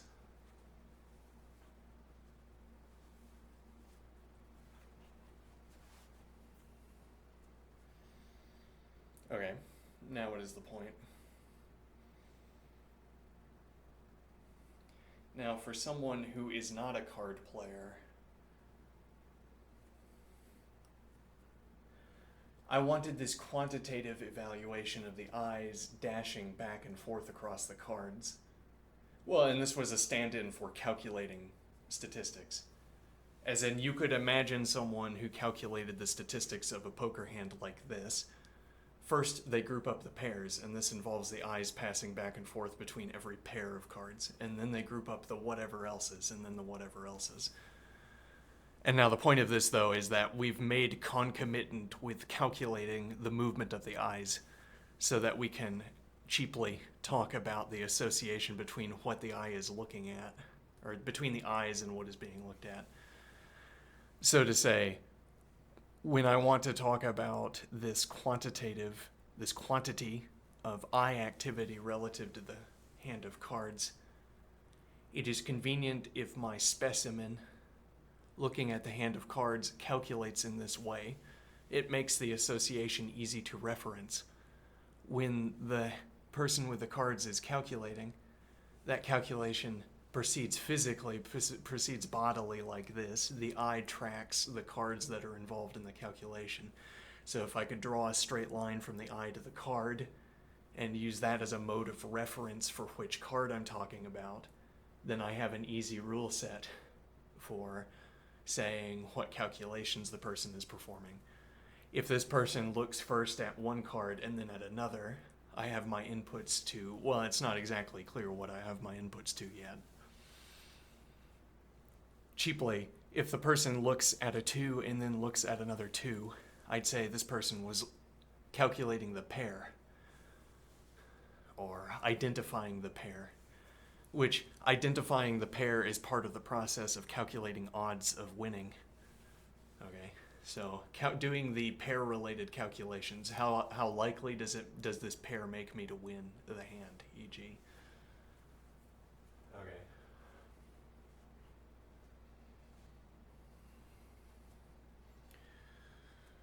Now, what is the idea here? How likely does this make me to win the hand?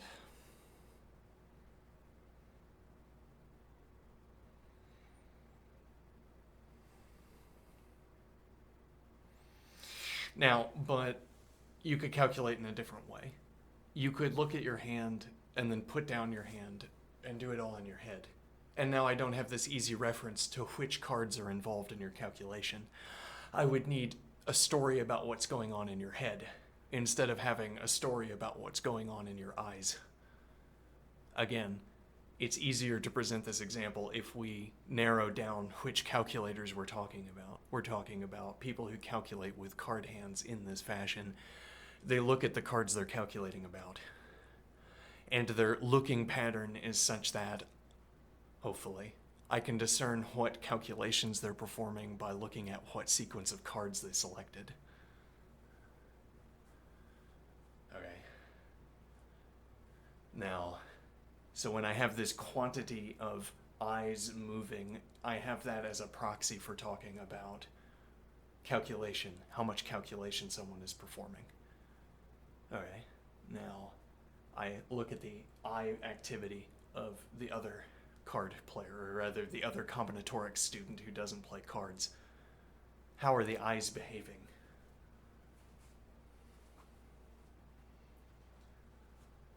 Well, and so what we're trying to get at is that knowing what cards I have is not saying my knowledge about what cards I have is equivalent to a set of cards wrapped in curly braces, and they're not really cards, but they're symbols. Presenting this as my knowledge of the cards in my hand, of knowing what cards are in my hand. Well, because when we say let me think here. Knowing what cards are in my hand.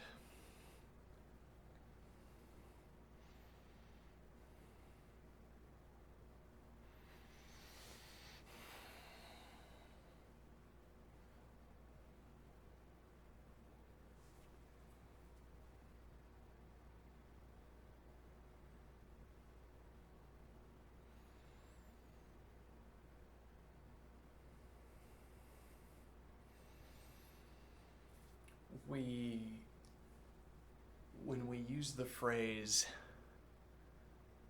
does the person know what cards are in the hand? In fact, we accept that, or we use that as a proxy for asking, could the person name the cards?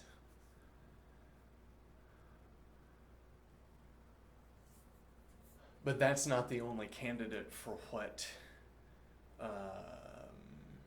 what we could be asking about when we ask whether the person knows what cards are in the hand.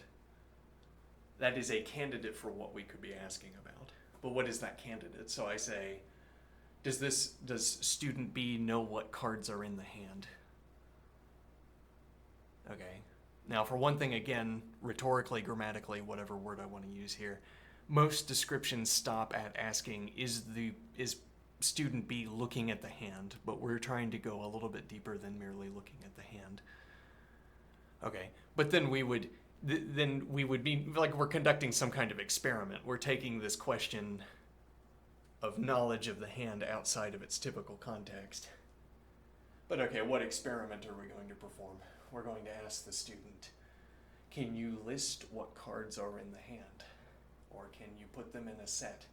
Can you write a symbol sequence into curly braces that will satisfy my question? Whatever question I'm asking. And the student says yes, because I understand what question you're asking. Okay, so the student proceeds to fill in curly braces with the correct symbols. Whatever correctness means here. It means that when I get the curly braces back and I read them, then I say, yep, that's what I requested. Now, I don't really need the formal step between. I only need the teacher being satisfied and the student sort of recognizing the question. Now, but what point am I making here? I'm making the point that we take for granted that this question, does the student know what cards are in the hand, is asking whether the student could list the cards, could write down the card names in a template, for instance, according to a pattern, according to a rule for displaying this kind of information. Okay. So that's what we take for granted when we say that knowledge about the hand is identical to a set. Well, I say identical. When we implicitly insist that the most relevant representation of knowledge of a hand is a curly set brace, a set of cards. I say, I write out a hand of cards in curly braces, and then I say knowledge of player A on a label, and that's what convinces us that I have successfully defined the knowledge of player A, because I've filled out the set, this template.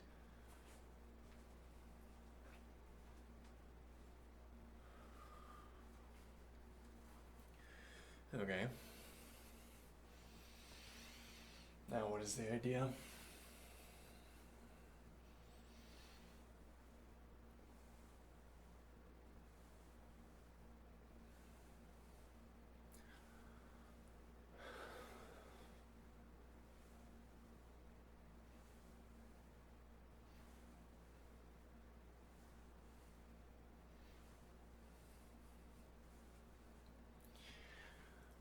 And now I want a different idea of knowledge of the hand, knowledge of what cards are in the hand. Well, so let's suppose I don't. So let's just take the visual of the hand. I have the cards in front of me. Okay.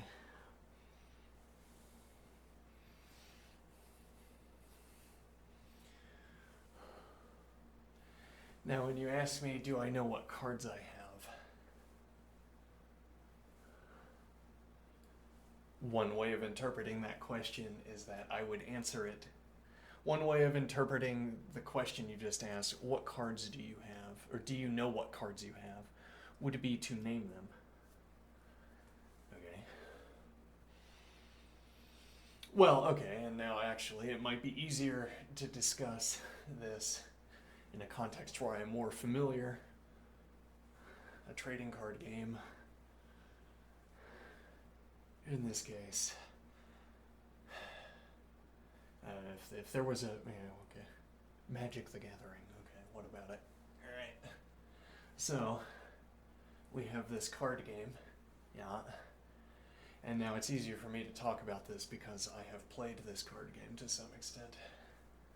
Alright, and now what? I want the idea that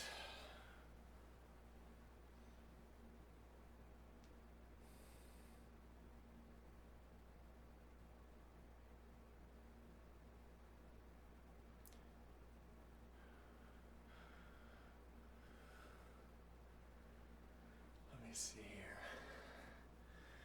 So the idea is that we would be looking at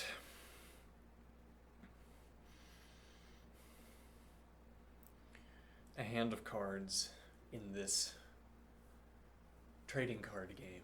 Yes, this, okay, then why do we want that example? And why would that be any more beneficial than the poker example?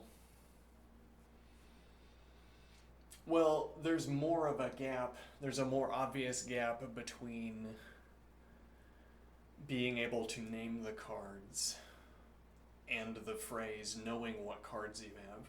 So Magic the Gathering presents a context like this, okay? We show a bunch of people sitting around, or two people sitting on either side of a table, though there may be fewer card games for two players that are interesting. Okay, but okay, you could have four people seated around a table. Alright, so now you have a hand of cards, and they're all blank. Okay. It's like a painting that is desaturated of its detail. Actually, I saw something recently that made me think about this. A kind of meme template. So the idea would be you have a model, because that simplifies all of these discussions to a great extent. You have a model, yeah. Okay, and you have an image of a meme. You have a meme, yeah.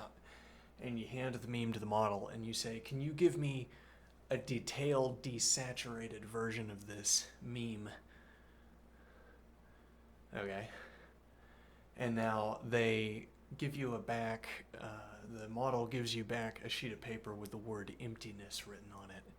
And you say, no, we need a little less desaturation. A little less desaturation detail. All right. And then what? Well, now I get back a meme template. Okay, a description. It's like a template that says, depict something that meets this description here. Depict something that meets this description here. Right? And the model fills in the details according to your template. You just handed the detail, like you handed the answers to those template questions. Write this meme except with these details. Well, you'd say, write this meme except with, okay, and you would get back a template, and then you'd have to play paint by numbers, as it were. You say, oh, what meets this description? Well, because the model has just given you back a desaturated of its detail form of a meme. Okay, and you have to fill in the meme details by reading the template. Okay, now what is the idea here? Well, so our painting that we currently have, okay, shows four people seated around a table with cards. Okay, and they're not painted in. All right, and now the text says, do you know what your cards are? All right, and now if we fill in the details with poker imagery, if we make the cards a standard playing card deck, and we make the scene have, well, you could fill in chips, or you could just fill in what cards they have in their hands. This would be a strange philosophical question. Whereas if you present the same scene, but all the cards are filled in with magic cards instead, then this quotation on the bottom makes more sense. Okay, why? Because there's more to knowing what cards you have in Magic than in poker. So it seems, at first glance. What does that mean? Well, to know that you have a 2 of hearts. Okay. Well, I just need to know the name of the card then. Right. Okay. To know Questing Beast. Is it enough to know the name of the card to know what card you have? Questing Beast, an example with a notorious amount of text. A notoriously large amount of text. Or for that matter, there are other cards where you might not be able to recall the name, but then that wouldn't impede your usage of the card, interestingly. But okay, so in this case of Magic the Gathering, knowing the name of the card is more obviously not the end of that question of knowing what cards you have in your hand. In Magic, knowing what cards you have in your hand, the obvious interpretation of that question would be you would interpret this question as asking, do I know what resources I have available? Like, do I know what happens if I play a card? I might not. I might not know what happens according to the rules when I play a card. I might think that I know, and yet nevertheless not know what happens when I play a card. Okay. Now, you compare this unfavorably to the complexity, as it were, of poker, and you say, well, to know that you have a 2 of hearts is to know that you have a 2 of hearts alone.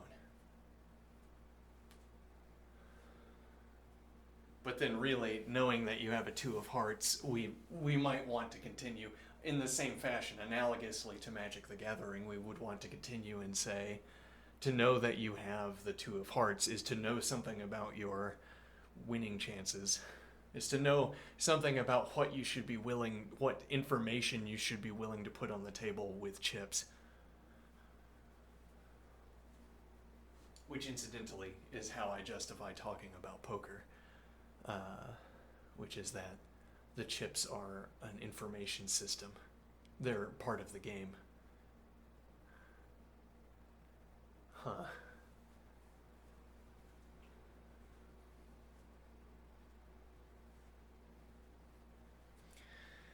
I would not otherwise talk about the activity of gambling, which is abominable.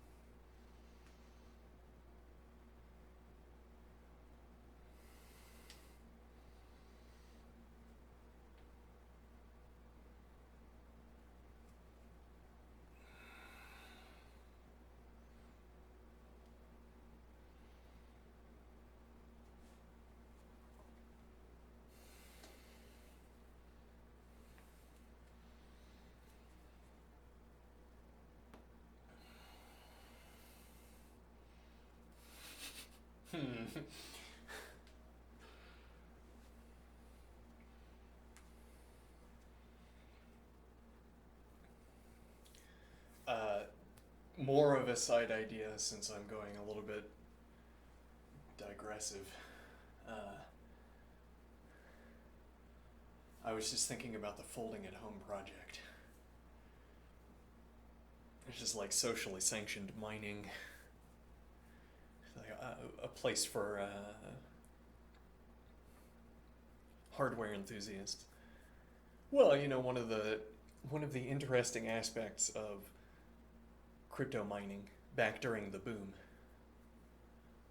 was it was an outlet for hardware enthusiasts to accumulate hardware. And actually, in a way, it instilled in a lot of people, I would imagine. So I think the hobby of keeping hardware, interestingly. What do I mean? I mean, it's a hobby. It has to be a hobby to which you devote some time, because it doesn't take care of itself, as it were, to keep a mining operation for several reasons. Doesn't take care of itself. I mean, you could set up a more or less automated system, though that would also be experience in working with hardware and software. Okay, now, so people who were fond of graphics cards were among those who were accumulating many graphics cards, as you might imagine. As in, wait, you're literally saying if I get a card, it pays itself off in like some period of time. Yeah, by the end of the year. I mean, you sell as you go. It might turn to pennies. I'm not keeping any of it, but if there's someone who's buying it, so yeah, just do it. Okay, and you get the card, and then you run it, and you say, wow, that's so neat. I just see the numbers go up, and the point, you as a hardware enthusiast, you're saying, I've wanted to do this for so long. I wanted a folding at home rig, but I couldn't justify it. Now, instead of a folding at home rig, I have a crypto rig. And look at it go, look at it whir.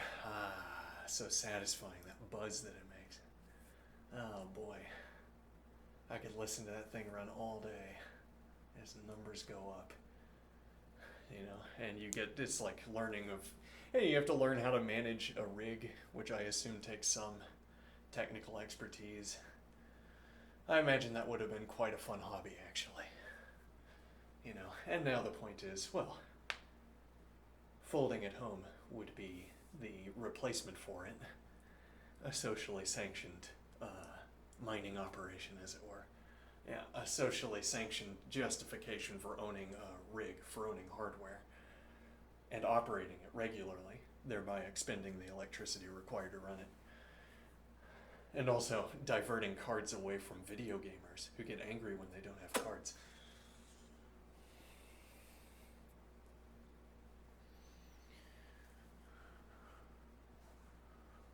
Okay, and what is the point of this observation? Let's see. How much money would a philanthropist have to inject into the folding at home coin? That is your points. How much money would a philanthropist have to inject into folding at home market for the coin in order to... Well, do you have some kind of leverage here, as it were? What do I mean? Well, you could yourself inject money into a data center, for instance. Okay. You could inject money into a data center, and that would run folding at home optimally efficiently for however much time you could pay for, or until you got kicked off by a higher bidder. Okay, so what leverage do you gain, if any, for injecting your money instead into a market for a currency that is generated, or the point system, paying for these points? Well, and one point is that if you know there's a buyer, or a regular buyer, coming back around to inject more money into the market, you're willing to sit on it and exchange it. More willing, anyway. It's like the buyer always comes back. The person who's maintaining the market for this always comes back with some kind of price, albeit not necessarily what you wanted. Okay, where the price selected is whatever is required to continue to induce people at leverage to run folding at home on their machines. And now the question is, could you get more processing out of maintaining such a market? Well, again, the leverage you have here is that if people are willing to trade the points back and forth between each other, then they're not making a claim on your cash injections.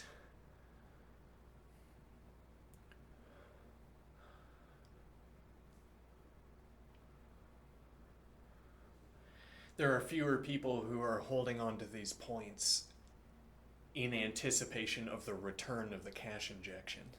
There are more people who are holding on to these points because the points have become a medium of exchange, or because they constitute bragging rights in this community, for instance. You could say, I haven't mined a single folding at home coin, and yet I possess the most of them. Okay, and they'd say, huh, good on you, instead of saying, okay, well, why did you accumulate so many of these folding coins? It's like a mode of philanthropy. Well, okay, so again, the question comes back, is knowledge that there's a periodic buyer going to keep the value of this coin? Well, again, yeah, it's... Well, and we're trying to say, if people tried to cash out their coin, okay, the price would crash, and then it would turn out that the price that they got for their folding hours would be less than they anticipated. All right. Now, again, if only one person cashes out at a time, let me think here. If only one person cashes out at a time.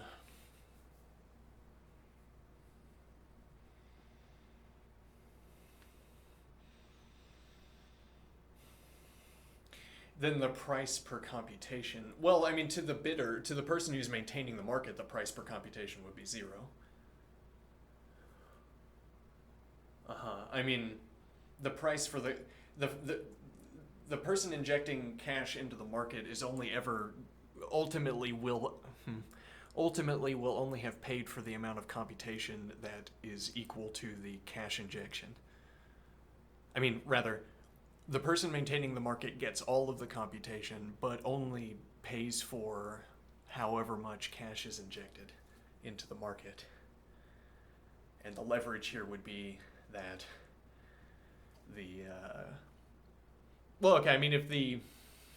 if the person injecting cash has to buy every coin, if every time this person rolls around and offers a price, everyone unloads all of their coins, okay, then the person maintaining the market, the account maintaining the market, has paid for all of the computation. But the account maintaining the market has ultimately only paid some finite amount for has only accumulated some fraction of the coins and has therefore only paid for that fraction of the computation. So you could be offering a bad price for the account. You could be offering a bad price per coin, where the point would be that if you had to buy all of the coins, you would prefer instead to take your money to a data center. Okay, but you don't have to buy all the coins, so you can offer a heavier price than you'd want to pay for all of the coins, because you only have to buy a fraction of them in order to keep the market going.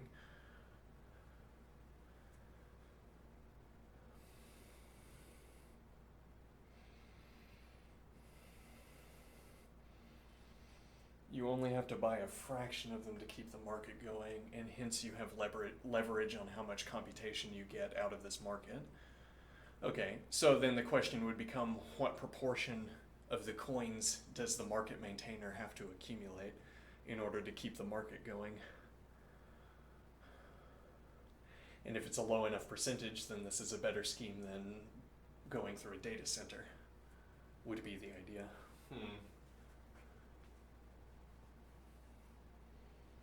Interesting.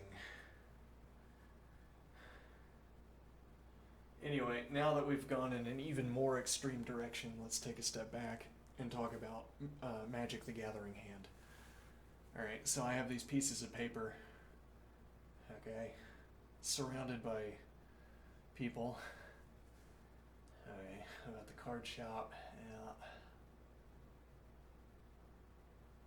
I have no idea what this card does. I'm playing a casual game, and my friend says, alright, well, we can pause and put it on the table if you need. I say, yeah, I'm probably going to play it, so let's put it on the table and we'll find out if I should play it or not. And the opponent says, okay. And now you put the card down on the table and you're saying, now, should I play that card? And the opponent says, okay, here's what's going to happen.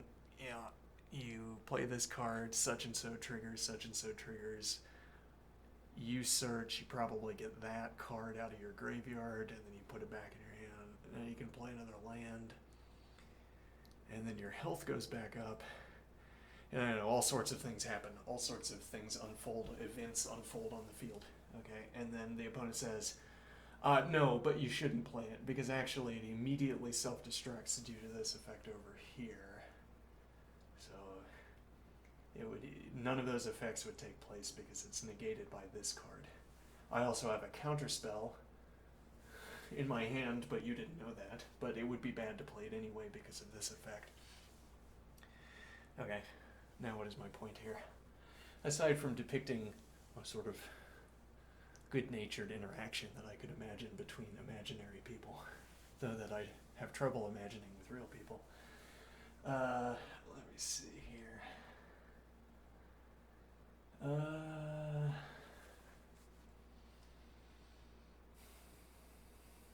Right, so the question of knowing what cards are in your hand. Right, I think we got a little bit derailed in this observation. Yes, well, the question, do you know what cards are in your hand, takes on a different tenor between Magic the Gathering and poker, though in poker it should also take on that different tenor, because knowing what cards are in your hand is not meaningfully, like, we should not take for granted that the question, do you know, like, that shouldn't be the baseline interpretation of that question, because that question is easy, as it were. What do I mean? Do you know what cards are in your hand? It's easy to understand what I'm asking. No, what am I trying to say here? This reductive approach of saying that the knowledge of what cards I have is identical to the contents of a set.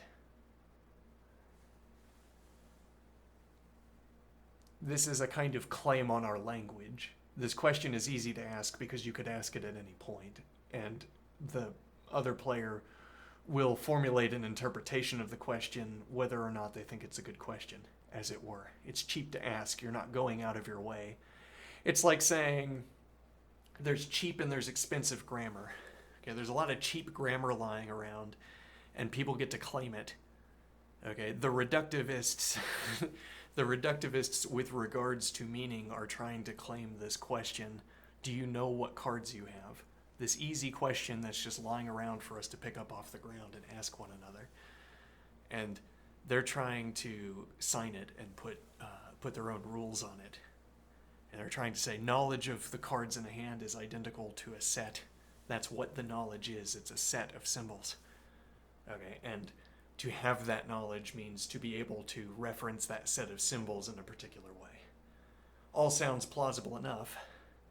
But then I could also say that knowledge of the cards that are in my hand is something to do with the behavior of my eyes, or it's something to do with calculations of how the game will unfold, given that I have these cards in the hand.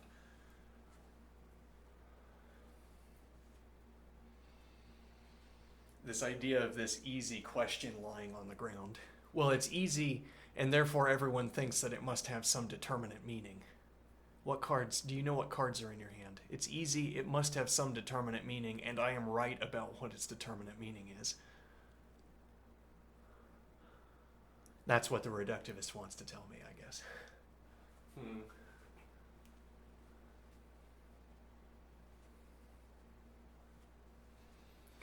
And I am right about its determinate meaning. Yes, well, it's like saying truth. The word truth, it glows, it's radioactive. All right? And everyone just knows exactly. It's just intuitive. Everyone knows what it means. Everyone has a strong opinion. Everyone among academicians has a strong opinion. Every philosopher has a strong opinion on truth. Every mathematician, maybe. Must have a determinate meaning. If it glows that brightly, we would all see the same thing, right?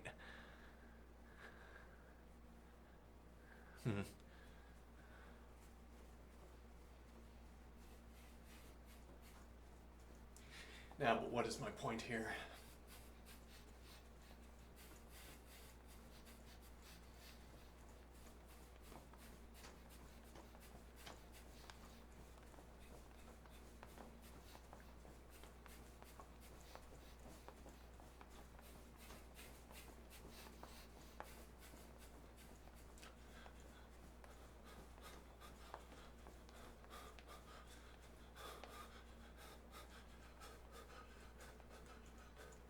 Knowing what cards are in my hand.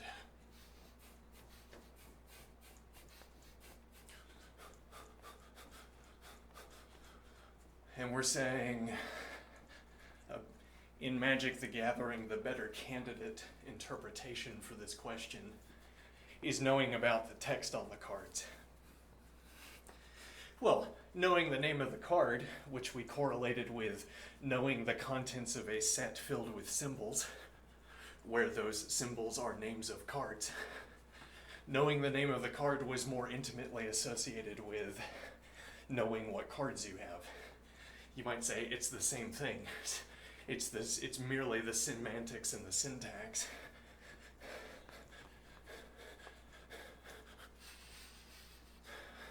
That knowing the name of the card, which semantically means having the knowledge, Agent B has knowledge of symbol such and so in the set.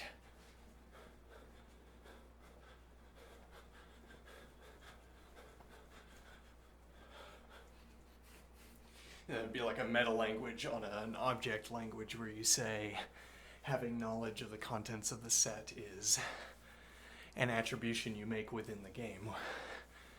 You say we list off Agent A, Agent B, Agent C, Agent D.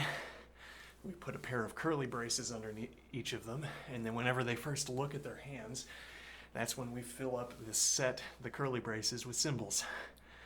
Okay. And now player A, knowing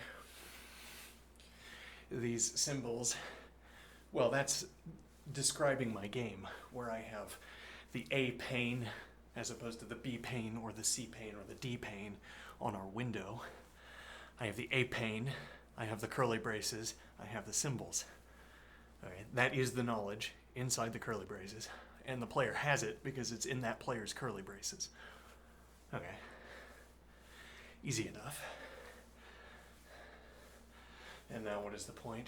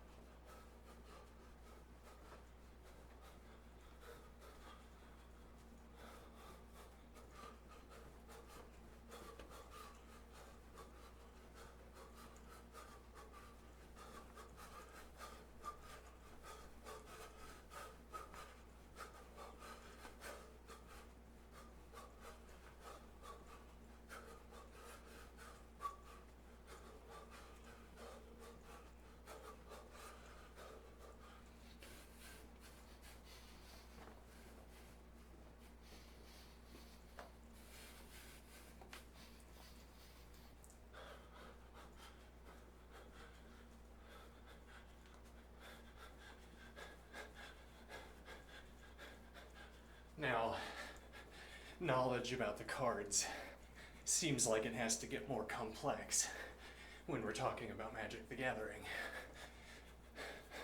And the same would be true even if we had a game that was like Magic the Gathering, except considerably simpler. As in if we were playing a cleaned up version of Alpha.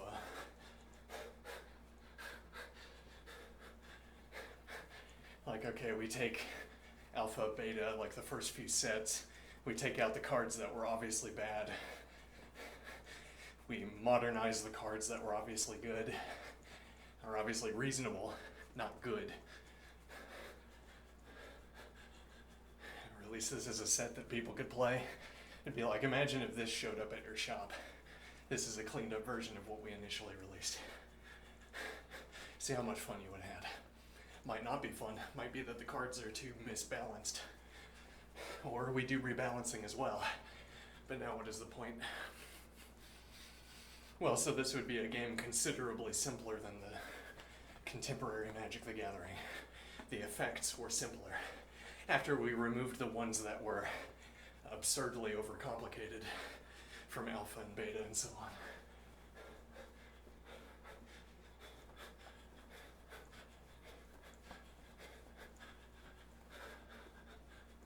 Now what is the idea?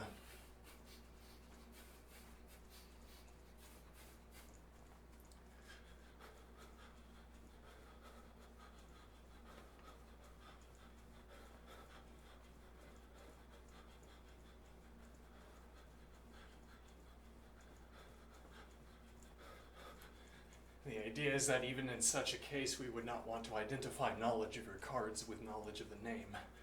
Indeed. And it's not clear the extent to which we want to say that two of hearts is the name of a two of hearts either. What do I mean? Well, there's a more obvious sense in which, Mishra's Bauble. There's a more determinate sense in which Mishra's Bauble is the name of the card Mishra's Bauble.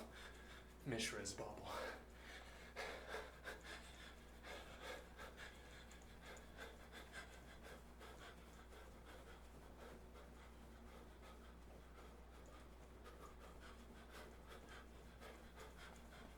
What do I mean? There's a more determinate sense.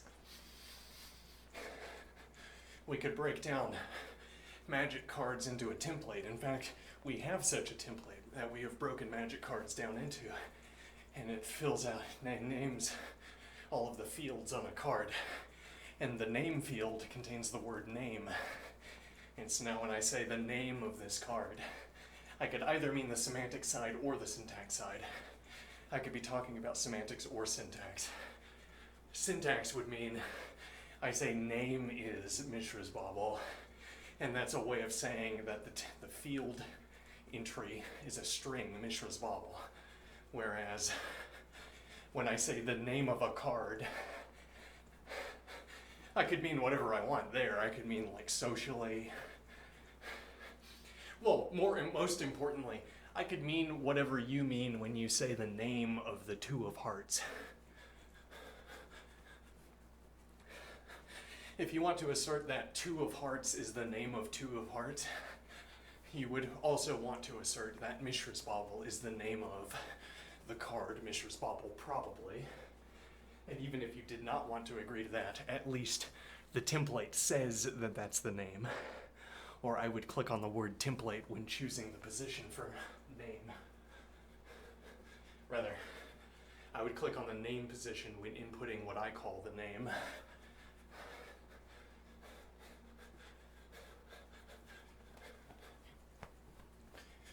But you probably would want to agree. And why? Because if I had a deck of cards, playing cards, okay, I said two of hearts. Yeah, two of hearts. Something shocked me in my shoulder. Oof. I say two of hearts, and then you dig through the deck until you find the two of hearts, and I say, yep, you did it. And then that's one scene, and then the next scene is that I hand you a deck of magic cards and I say, Mishra's Bauble. You dig through it, and you hold it up and say, yep, that's the one. Alright, name, that's the name of the card, surely. I think we can all agree to this determinate sense. Though if anything, naming is like some kind of star.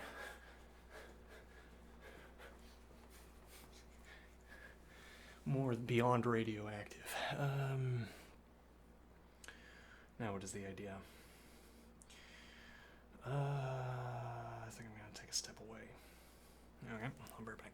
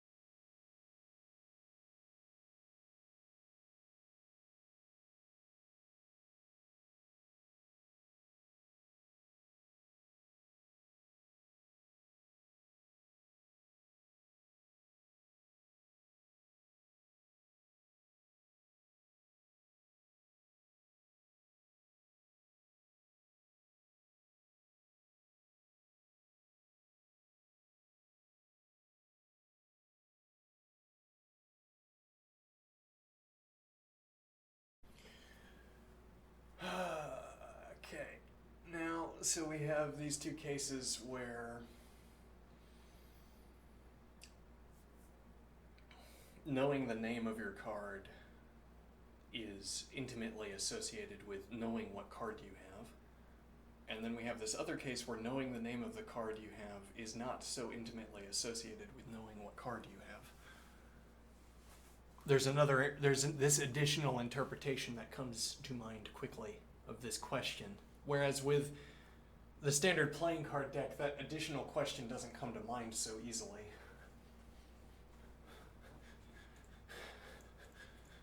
Well, and that's because there's more text on the Magic card. I mean, if you had a deck of cards that was the standard playing card deck, except it had an additional collection of rules inscribed on it, then I would want to extend to the playing card deck what I just extended to the Magic deck.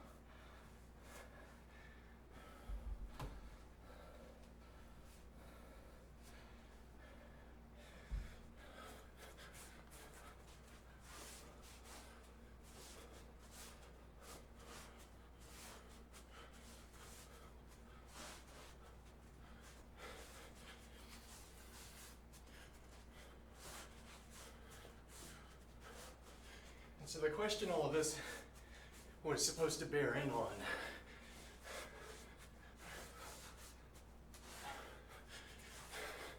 if I had a combinatorics textbook that was taught in terms of cards, playing cards,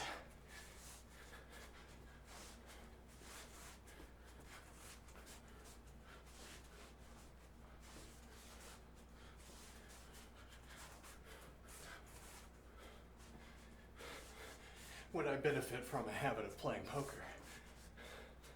And the idea is merely, well, how readily can you conjure the image of a jack of red in your head?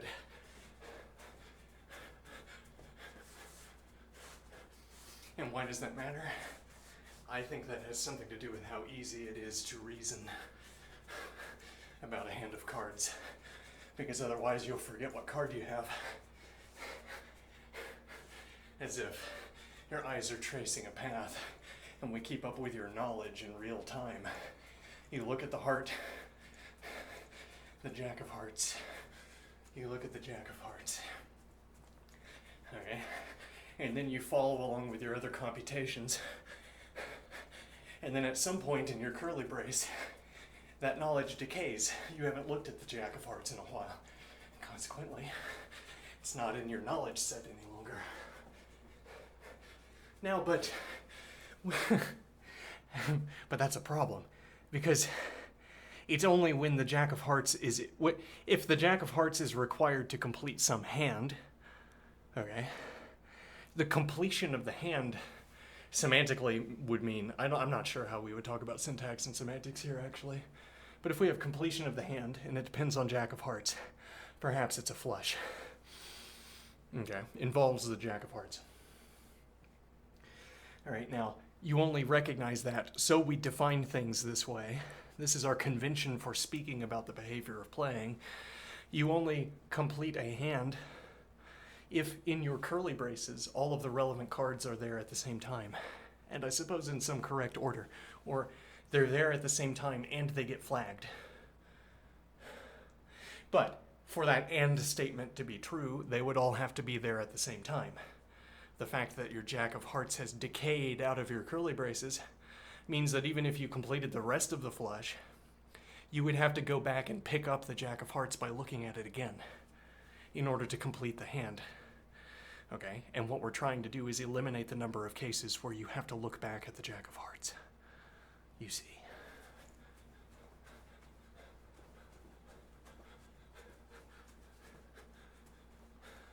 Because it's wasteful. You have to look at the Jack of Hearts instead of performing a computation, a calculation about what's going to happen with your hand. Huh. So I imagine. So, being exposed on a regular basis, performing the activity of knowing what cards are in your hand, as one does while playing poker, prepares you, sort of primes the pump, as it were, of neurochemicals to flow forth into the combinatorics example. So I imagine. Who wouldn't know, though? Don't play poker. I don't, I mean.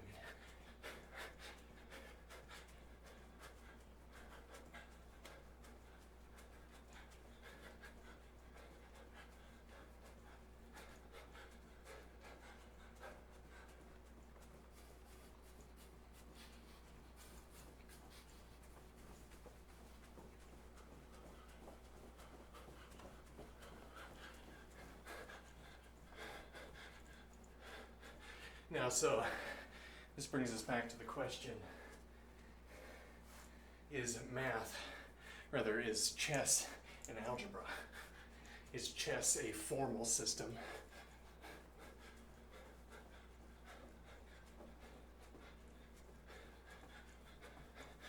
Well, one point could be, one way of asking this question, is there any kind of math that you could work from? Is there any kind of math where you could harvest examples from chess positions?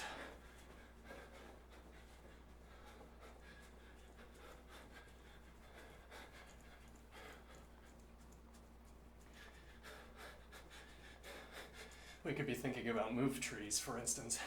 Well, trees have to be a good start because in themselves they represent some kind of data object.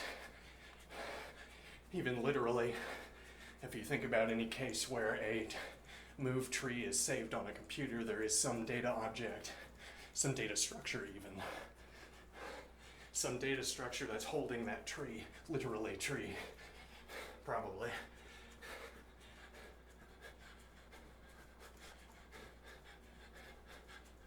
And what is the point here?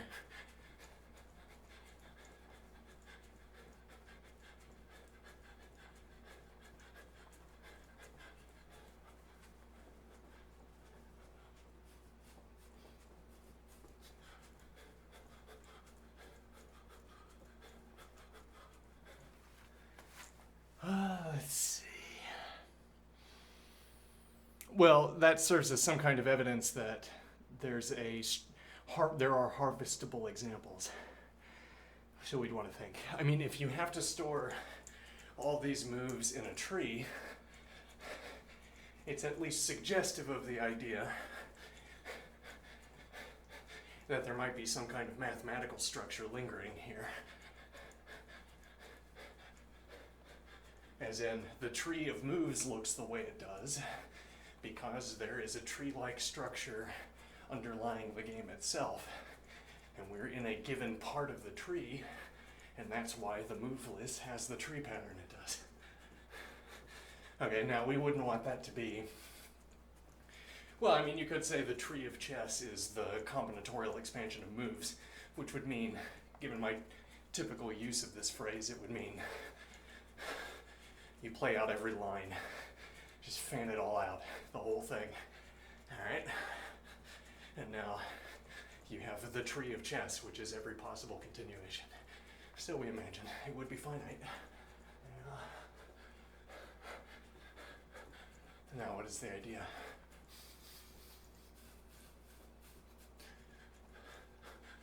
Now the idea is that, well, I wouldn't want to say that's the underlying tree structure that explains why my move list has a tree structure. Now in a way, that is a good explanation for why my move list has a tree structure.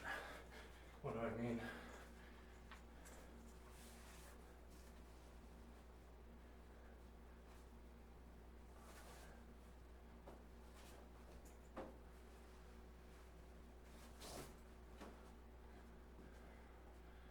In a way, that is a good explanation for why my move list has a tree structure.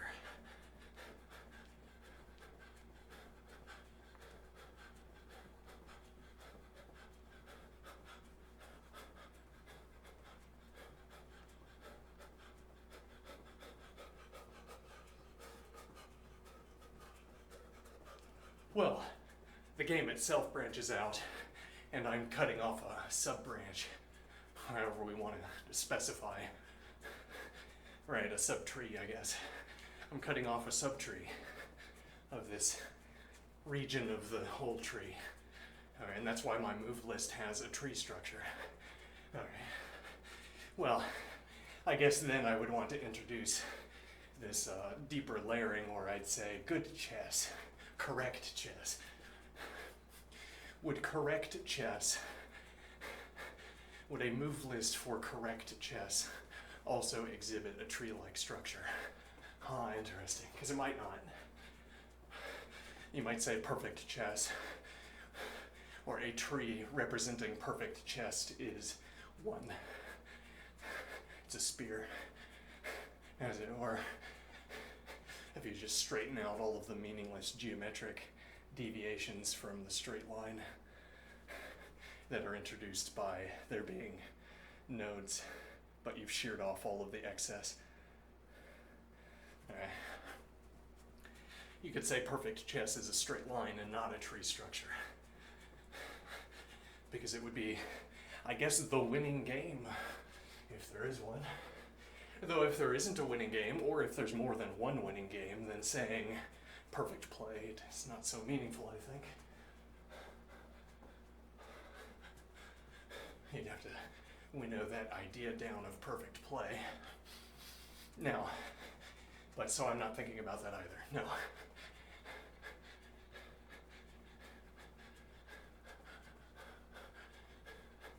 So we're really thinking about perfect play as in playing chess is about constructing that tree. You would have to construct the correct tree in order to have played perfectly. And that tree would make observations about sidelines, but it wouldn't make observations about irrelevant sidelines. And there would be correct sidelines to reference.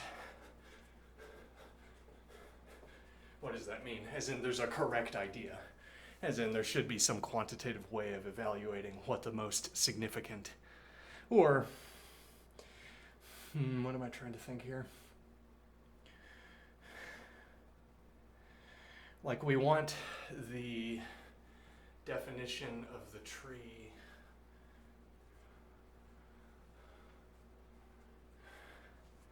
Well, for one thing, we want a mechanical process that informs our construction of the tree, so we could talk about the properties of the mechanical process. And here is where introducing the engine into everything would finitize this process, incidentally. You could run statistics on what the engine outputs. Okay. And then our definition of perfect play would have something to do with whatever numbers fall out of analysis of what the engine outputs. So it strikes me, I could look at one of the moves and say, well, this one's the most highly rated, but there's an individual line. It's one line, and you have to get it all perfect. All right. And then I have this other line where it has 10 moves and they're all good. Okay, so we could talk about the breadth of choice that's available. And then the idea would be, well, you could quantify that. You could say good means such and so statistical characteristic of engine output. All right, and this is the good continuation, or this is the good tree to construct because it makes the right observations. Like this branch of the tree shows that there are 10 different continuations we can choose, and that is at the same time an indication that the K count is 10. All right. It's at the same time the observation that the K count is 10 because we present 10 lines, but it's also the observation it's 10 and therefore this is good, as it were. And now the tree stands in for its own judgment. We can look at the tree and ask whether it was well constructed by reperforming the engine analysis and seeing whether we obeyed the rules in constructing the tree. And then the move list would be a mathematical object, I imagine.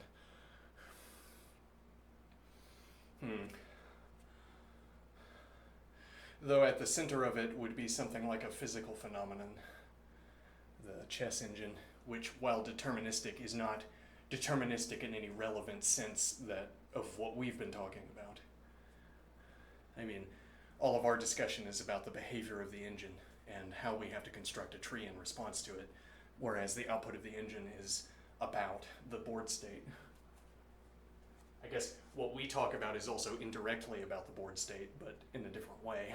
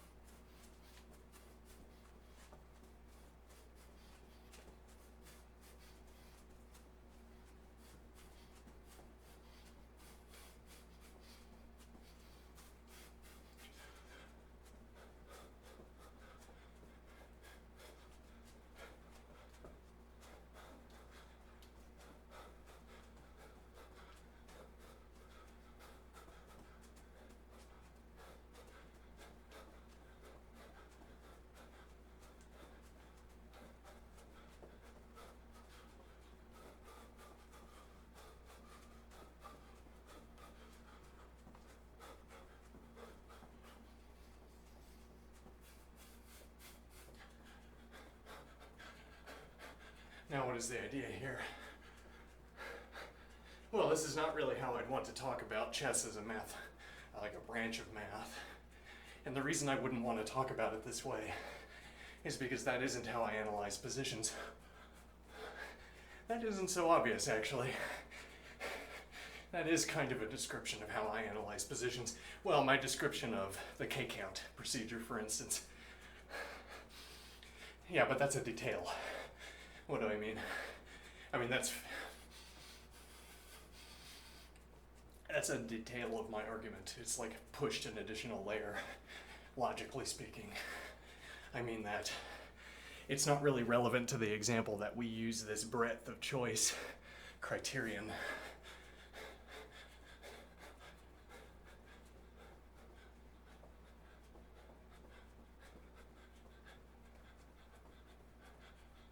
But yes, that breadth of choice criterion is something like how I think about chess positions.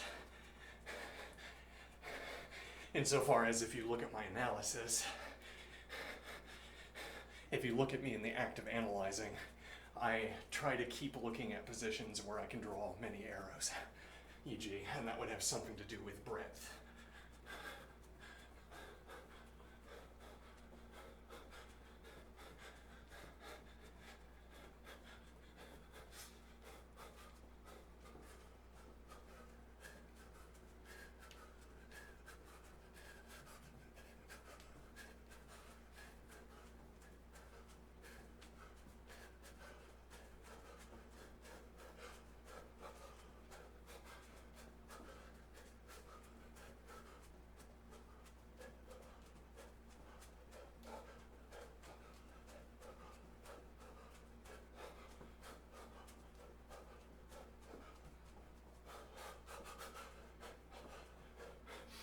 Well, and so my practice of analysis, though,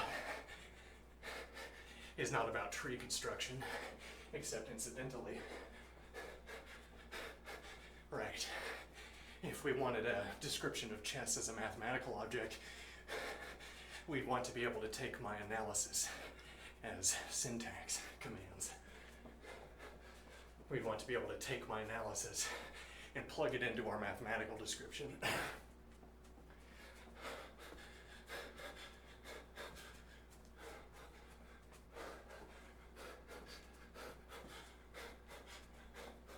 So I make all my observations about where pieces can move. I talk about points of pressure on squares. I pass all of that into my hash function up here. And then out comes a move, even a sequence of moves.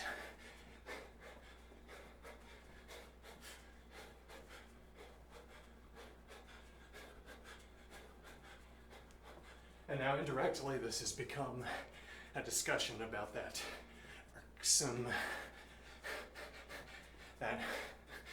irksome line of reasoning. What do I mean? I mentioned yesterday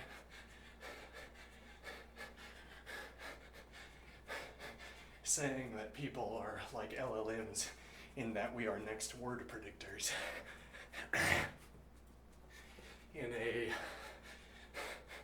In a laudably circuitous way, this is about that question, maybe, or pertinent to that question, this discussion we've been having about knowledge and so on.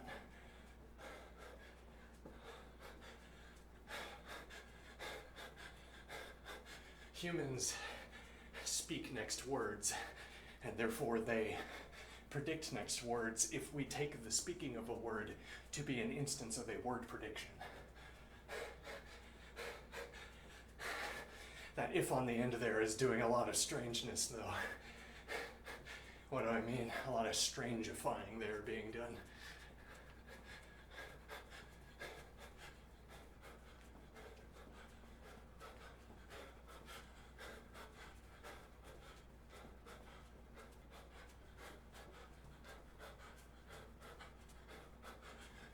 That if clause, where we say, if we take our choice of the next word as a prediction for the next word, we say, my choice of a word, in speaking it, for one, is called a choice of a word, which I think is contentious, but, so speaking a word is choice of word, and choice of word is also, it's like an index offset instance of predicting a word. Now that sounds right and reasonable, but it's bullshit, right? It's nonsense. Well, okay, it's nonsense. Yes, well you say, yes, choosing a word, speaking it, which I don't call choosing, but okay, choosing a word is an index offset version of predicting a word. Nope, nonsense, absolute nonsense. Tell me, in what formal structure does that sentence make any sense? What kind of formal manipulations does that expression allow you to make? Or what kind of conversation does it allow you to lead? Who?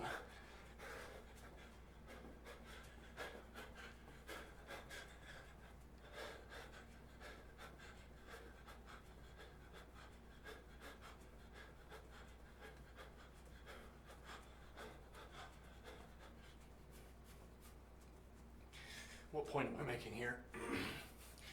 I don't agree that my choice of a word is an instance of predicting a word. Why does that matter?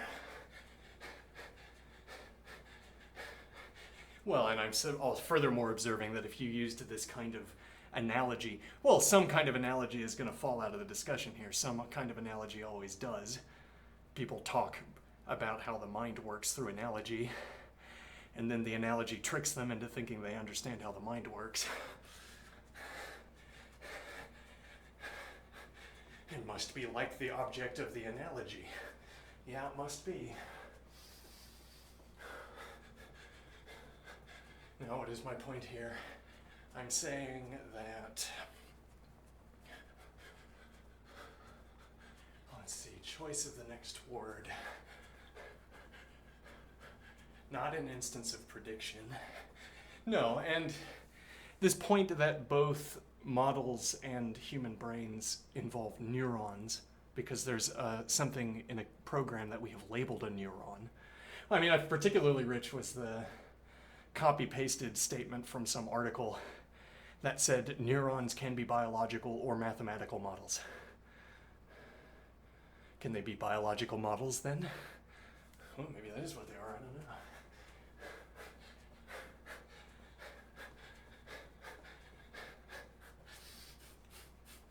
And I don't think we'd want to say that well, maybe, I don't know, how do you want to speak here? Is the neuron in the model or is the neuron in the computer? What is the object of your reference?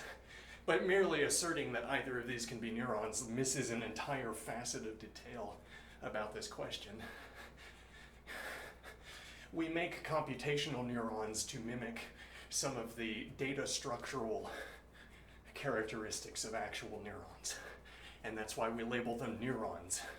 They mimic the data structural characteristics. So whatever you can calculate using the data structure of the neuron, well, the brain must be calculating something with the data structure of the neuron, though this is already equivocation. I might not agree that the brain calculates anything. I might not agree that that's what you would call it.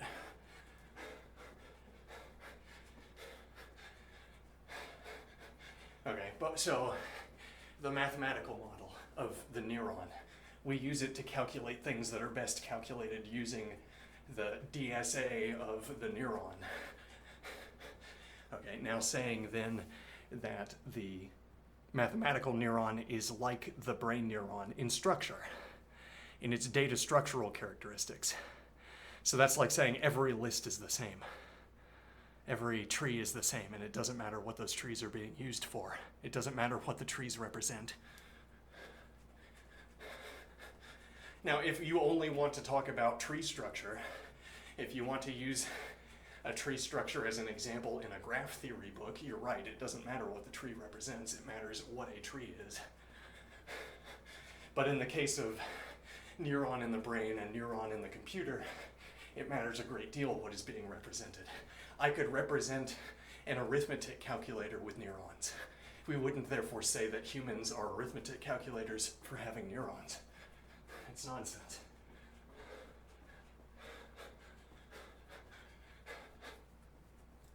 Now the question is, do we use the data structure of the neuron to calculate something similar to what the brain calculates? Now, I think of the brain, let's suppose, I think of the brain as a function over experience. I think there's a global workspace that holds experience and everything in the brain operates over it. The illusion that we operate over text, for instance, or that we operate over anything other than experience is an illusion generated by the complexity of the experience operations, as it were. Okay, the brain is a function. The universe is the hardware. Okay. The brain takes in a state of experience and it outputs a state of experience, which is a strange way of saying that it selects its own upcoming state. I don't really care to go into the particulars of this theory at the moment, but the point here is that if I wanted to say the brain was calculating anything, it would be that function that takes in a frame of experience and generates the next frame of experience. Now, if I want to identify experience with a video feed, for instance, then any algorithm that controls a camera would be called experience. Or rather, any algorithm that operates a camera would take a frame of experience and choose an upcoming frame of experience by adjusting its own angle. So the algorithm-controlled camera would behave. Okay, now that's only to observe that this description, that the brain is a function that takes in a frame of experience and outputs a frame of experience, or else gets surprised. This is insufficiently narrowing down of our field of discussion. And now the point would be that you can start at this same position where you talk about neurons, and you could even talk about data feeds, but then you start narrowing down into different directions. You're not narrowing down in the same direction and therefore getting closer. You're narrowing down into different directions and getting further away. Okay, which is to say, the language model is not designed to generate the next frame of experience in the way that humans generate the next frame of experience.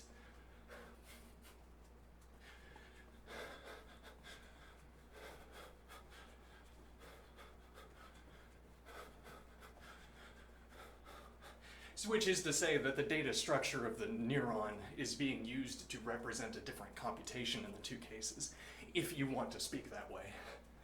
You're not computing the same thing. To say that you must be computing the same thing because you use neurons is like saying every program is identical because they all run on computers. It's meaningless.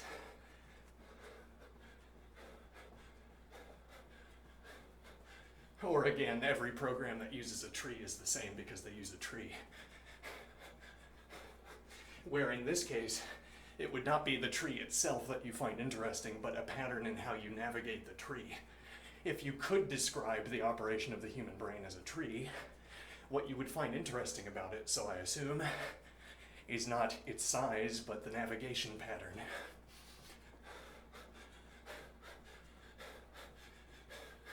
And now even if you could make a tree that matches our brains in size, you would still have to decide the navigation pattern. Okay, which for one means that you have to calculate in the neuron pattern. You have to calculate according to how you calculate when using the neuron data structure. Okay, but that narrows down what programs you want to instantiate, none at all, because you could run any program with a neuron if you tried hard enough. So I imagine.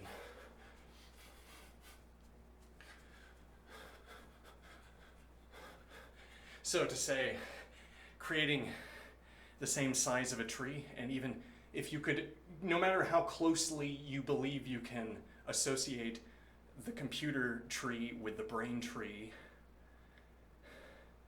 even if you could make them overlap 1-to-1 according to your own estimation, they would still light up in different patterns.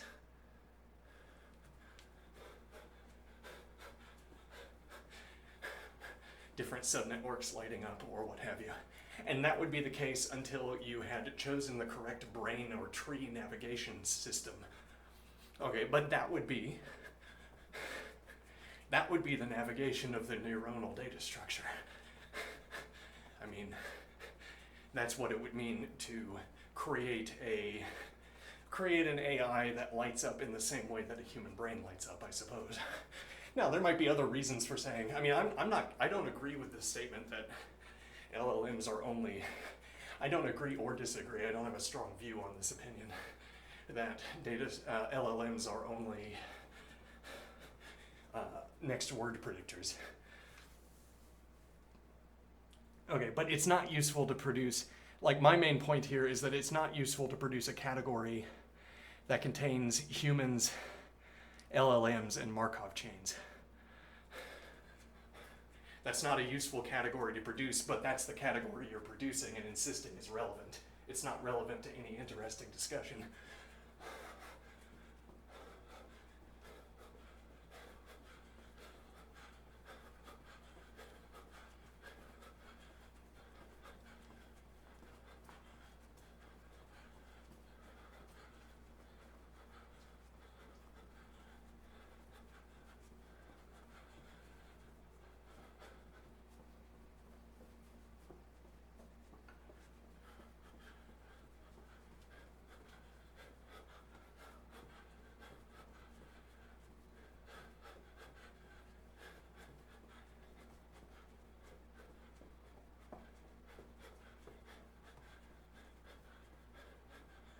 outline again. Yeah, so you take the brain tree. I'm imagining a white background with a black tree, okay, and it just fans out. And it's so large, it has so many nodes that you have to sort of spread it out across the surface of a sphere that highlights as it gets further away, or else it's just, you can't even look at it. All right, the brain tree, the network of the brain. All right, now what is the idea? Well, so I look at the brain tree and then I look at the body over there, okay, and the body writes down a word and I say, aha, I have found the brain pattern that I will label next word prediction. It's that one. So now I suppose, all right, so now I take the person and I say, write down another word. All right, and the person says, okay. And I write down another word and I say, blast. It was not the same tree, or rather it wasn't the same activation pattern. But how could that be? That was the instance of next word prediction. Then that was another instance of next word prediction. How could it have been that a different activation occurred in the tree?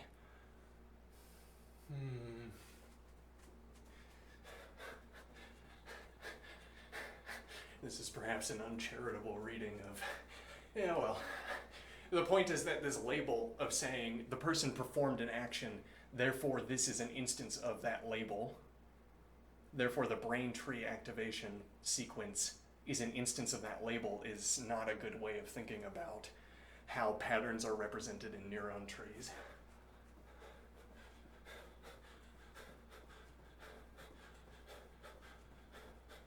So to say, I mean, if a person wrote down a book, you'd want to be able to say every word that this person wrote down was an instance of word prediction.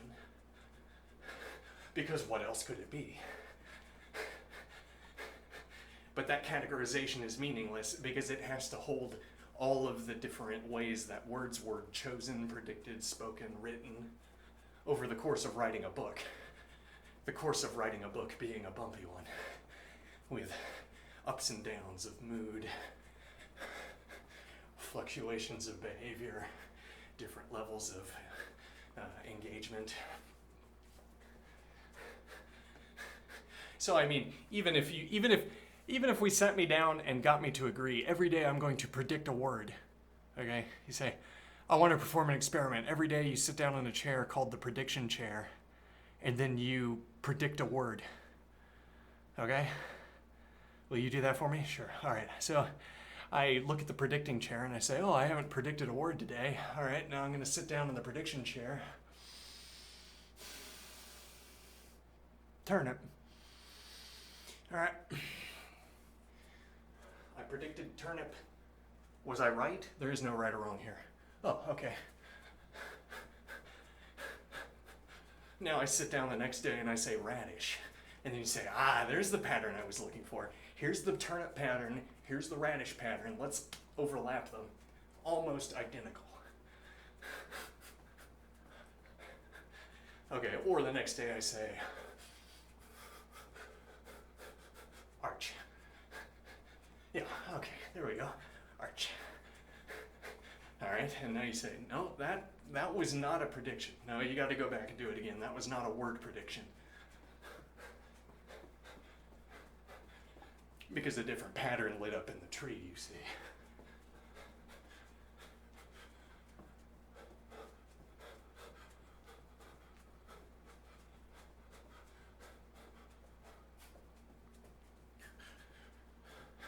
So the point being, even if you got me to agree to this activity of predicting a word so that I myself called it predicting a word, that's no guarantee at all that we can narrow in on this one activity that we call predicting a word. Supposing there must be some brain activation sequence that we can key to the value of, or rather value to the key of prediction. Word prediction is meaningless, is my point. There's no one action, there's no one brain activation sequence that we would call predicting a word. No one pattern, even if the circumstances, okay, never mind, scrap that last sentence.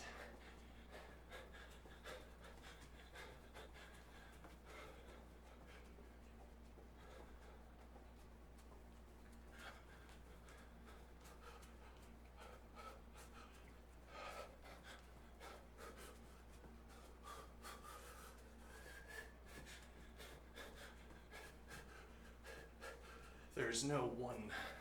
Right. Well, it's like there's a wide variety of actions that we group together under predicting a word.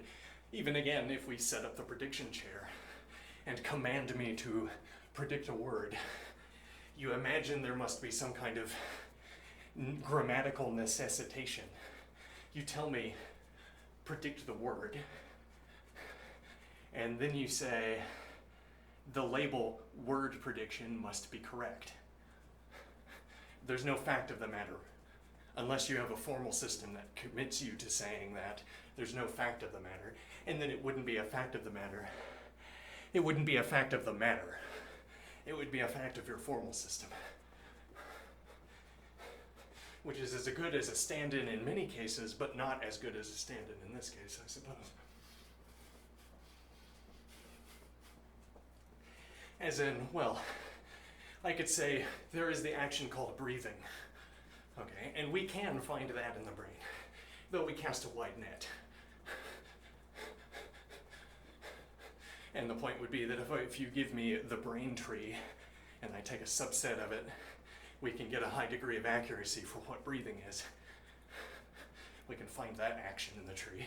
Why can't we find word prediction in the tree?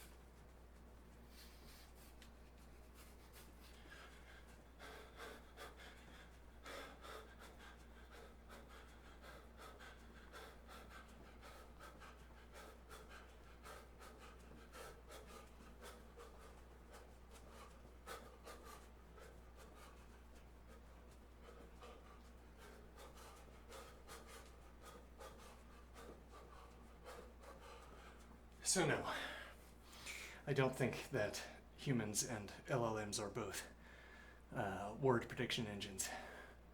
It's not a useful way of characterizing humans, for sure. Might not be a useful way of characterizing models either. Well, and because there's this as yet unexplored attendant question, what we do in the media, what we do in the world.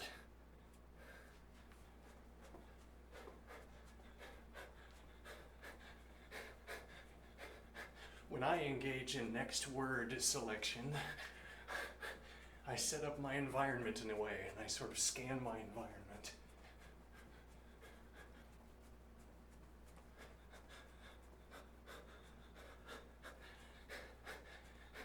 I cover my eyes because the world is scary. I sit in the dark, and I think, and then I come up with the next word, and it's a good one.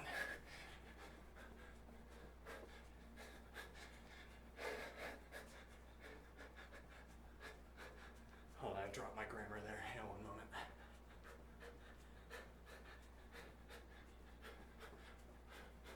Right, well, I mean, the model selecting a word is not, for instance, keeping notes. Well, yeah, and then, yes, I would be open to saying we have attempted to make models. Because there's a further question. We've been asking what is like an ontological question. Does it make sense to say that humans and models do the same thing? And in this case, with a particularly contentious case of saying they do the same thing. Now, there's a separate question of whether developers have attempted to instill into models patterns of reasoning to match up with what humans do. Not a grammatically unrelated question, notably. What do I mean? Because if the researchers, if the developers say, this subroutine is modus tollens, there it is, and this is font size 0.001. There's modus tollens, okay? Wait, wouldn't modus tollens be like 2 lines long and recursive? No. No. No, modus tollens is 300,000 pages long, you see. And it has 0 connection to modus ponens, curiously. Just throwing that out there. Anyway, what is the point?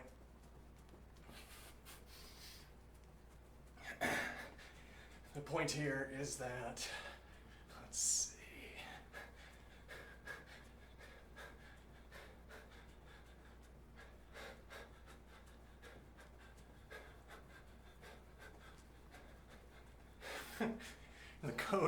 The code for modus tollens actually takes more text than all instances of modus tollens combined.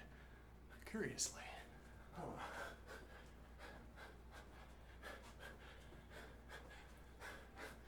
It requires more text than all possible instances of modus tollens, even more bizarrely.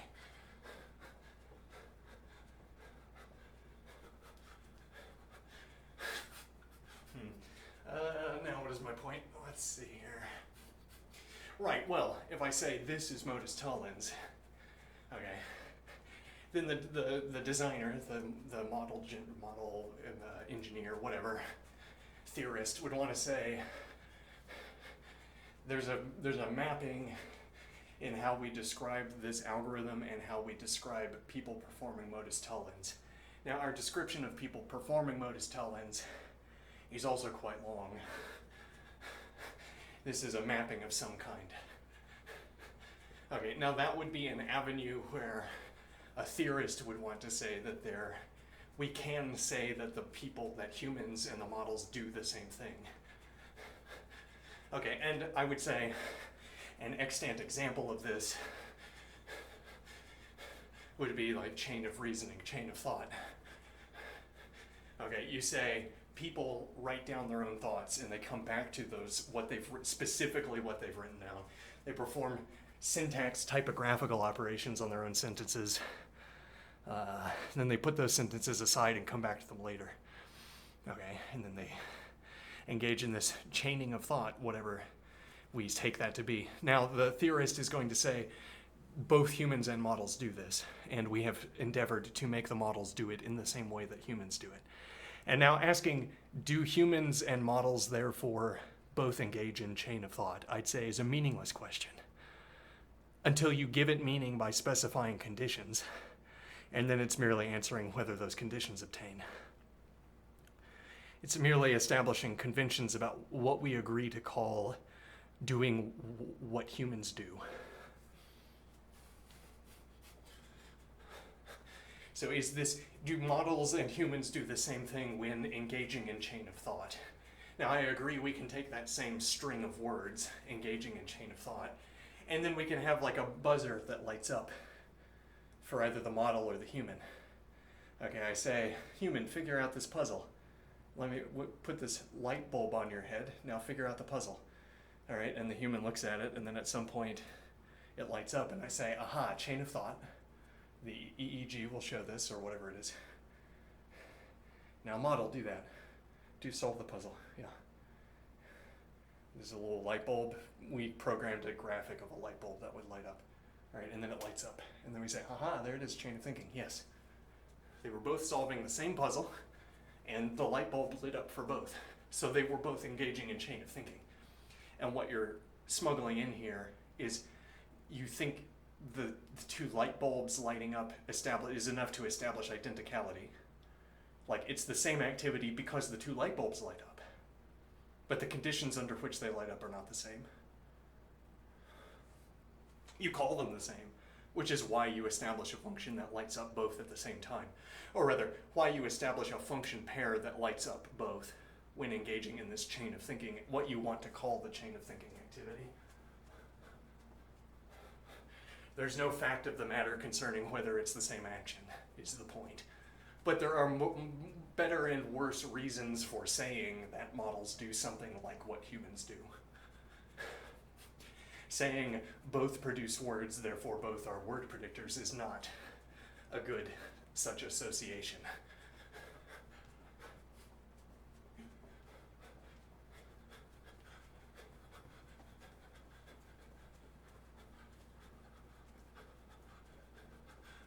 idea. Now,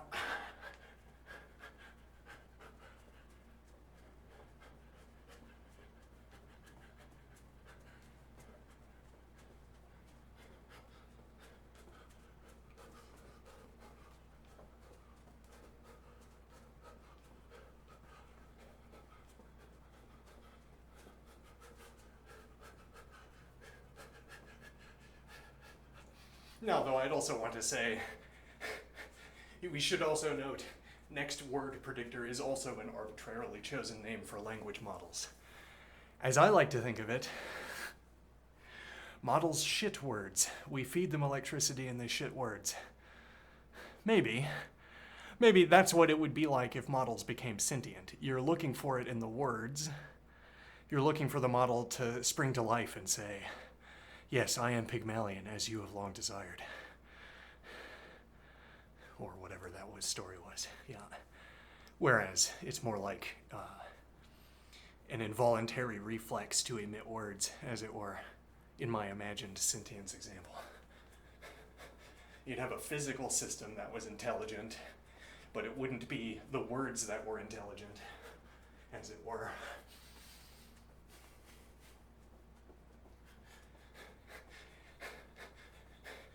Well, and it's not unreasonable, I think, to say, well, you don't want to say that words are merely a byproduct of the neural network because we made the neural network to generate the words. But that doesn't, as if that doesn't give us license to say, therefore, LLMs are next word predictors. Or even word choosers.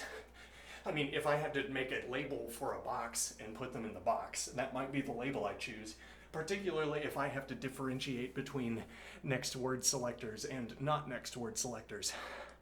Then we really want that label on there. Hold on, I'm going to take another break. Be right back.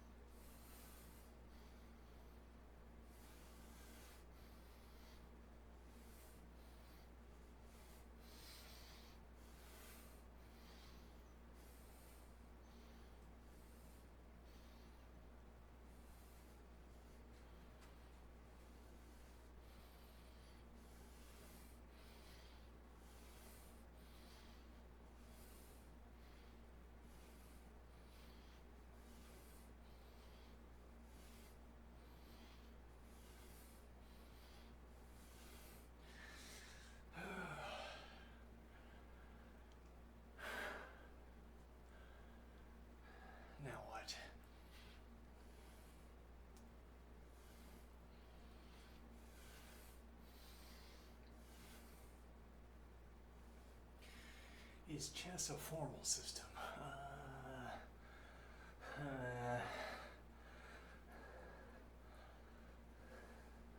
I wonder if a formal system should rightly be called anything you can take home on a sheet of paper and do on your own.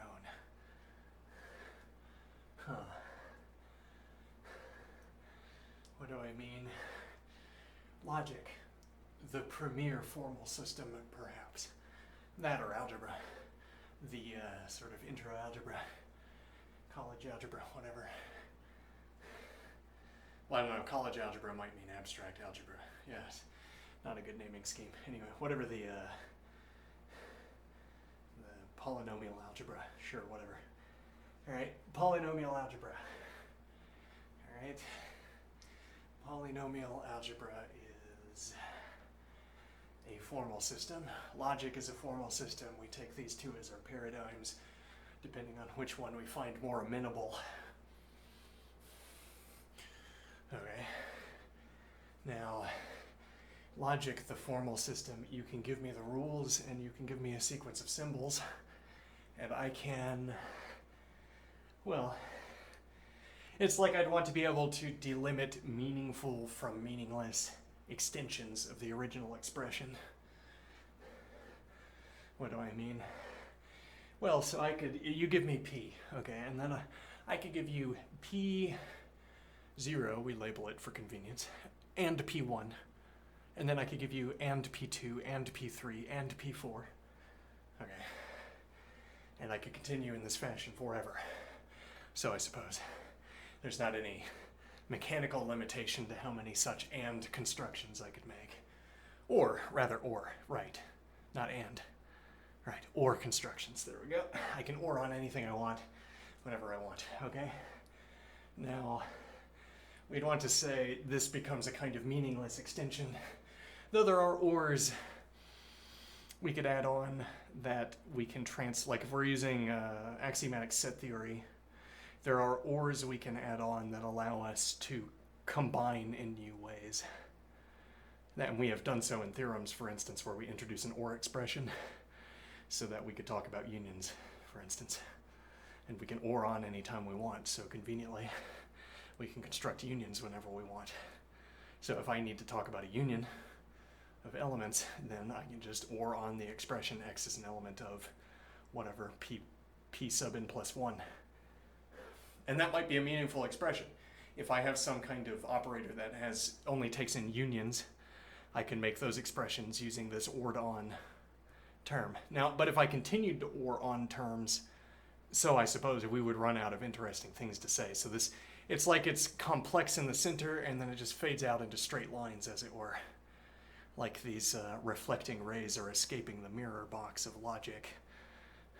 And then they just go off in a straight line and you have a bunch of parallel straight lines going off into the distance. As it were, in my head, sometimes. But what is the point here? So the point is that there's some reasonable expansion of the original expression we want to allow within talking about this formal system.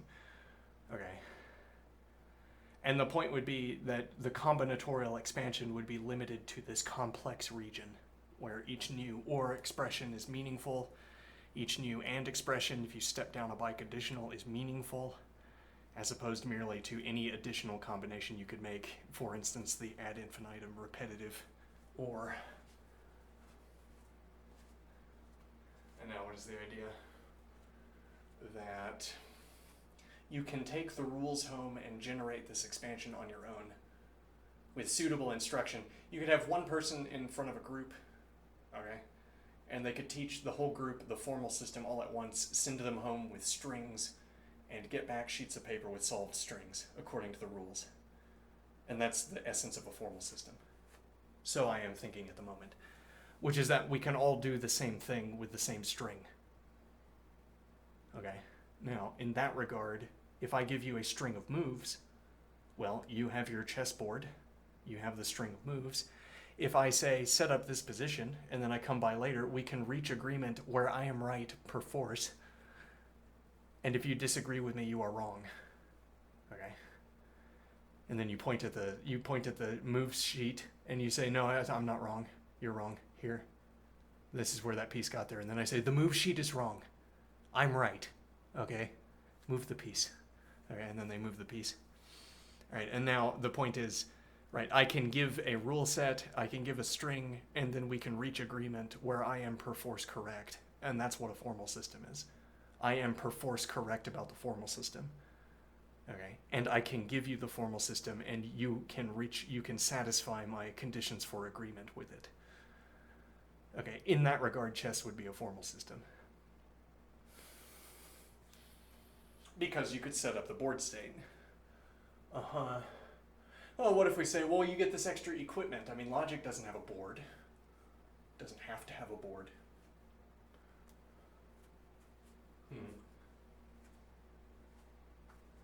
Well, and if I had a little doodle of a chessboard on a sheet of paper, you might also take offense to that.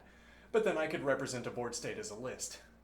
You'd just say, the rules for manipulating this list seem arbitrary and contrived, ad hoc even.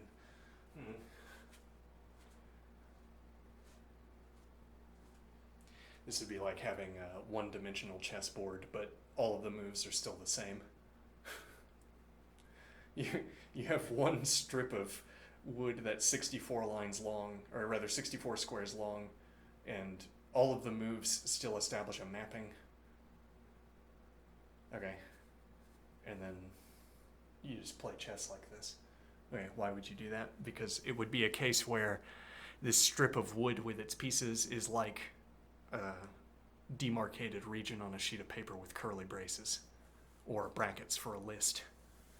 And then the strip of wood would be like a list of squares and pieces. Okay, though then, well, and so the point is that you could have a one-dimensional chessboard in a data structural representation, like how we take sets or lists to be one-dimensional when we're talking about lists lists qua lists. As in, I don't think of a list as having an additional dimension unless I think of the list as representing information in a higher dimensional structure. Like if the list contains points in a plane, for instance, or shapes in a plane, then I could say that the list is higher dimensional. But qua list, no list is two-dimensional. They're all one-dimensional, because in the ideal representation of a list, you'd write out one number, then the next, and it would just continue in a straight line. So I suppose. Okay, so the point would be, well, one idea would be that I have a list with 8 rows. Now the rows would be meaningless though, because lists don't have rows. They're not the kind of data structure that has rows. If anything, I would have matrices, but I don't have to use a matrix would be the point. I could just do it all in a list. If I insisted. It would not be a good way of doing it, but I could do it all in a list. Represent the entire chessboard. Okay. Now what is the point here? Well, so the point would be the moves would look arbitrary. Like I would talk about square 63 and square, I don't know what square 63 would be, I guess G8. I say contents of square 61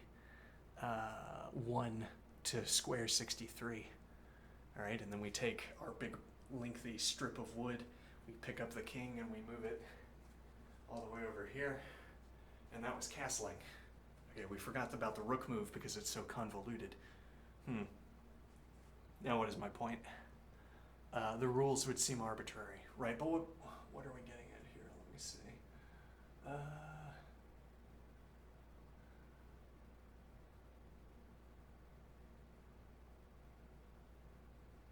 Right, so you say you have this extra equipment in the board and the pieces for representing a state, as opposed to like a set of points, for instance, that we could use to represent a state of a system. Like we could be mapping a physical system and we could have a state be a set of points. Okay. Now what is the idea? We could have the state be a set of points, and then similarly we could treat a chessboard as if it is a set of points. Squares. Call them points. Okay, and then what is the idea? So we have this extra equipment, the wooden board and the pieces, and the idea is that I can Well, I can replace the wooden board and pieces with a strip of wood and pieces. All right. And then I could replace the strip of wood and pieces with a list with symbols.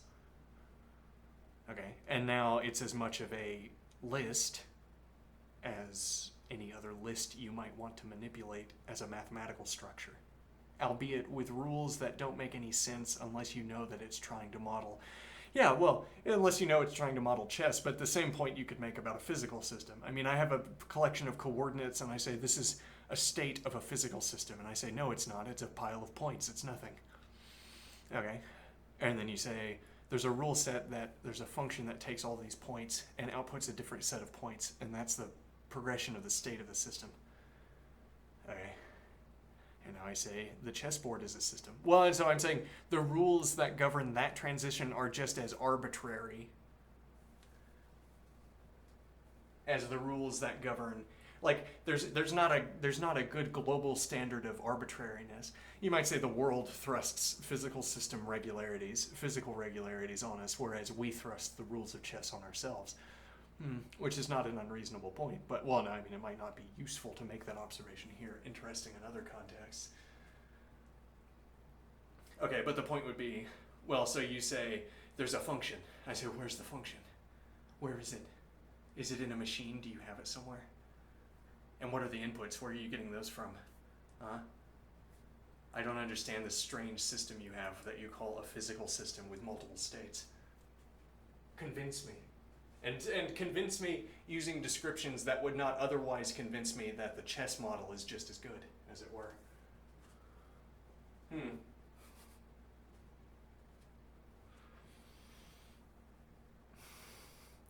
So I mean to point out that the chessboard is, let me see here.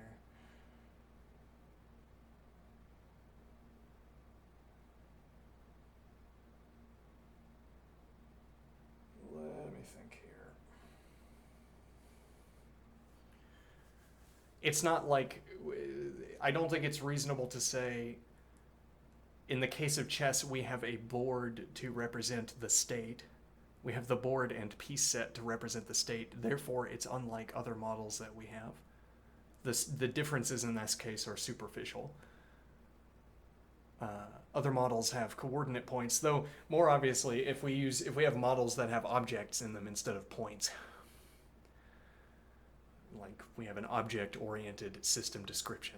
Well, that's much like an object-oriented description of chess, where the objects are the pieces or the squares or both, or some combination of them.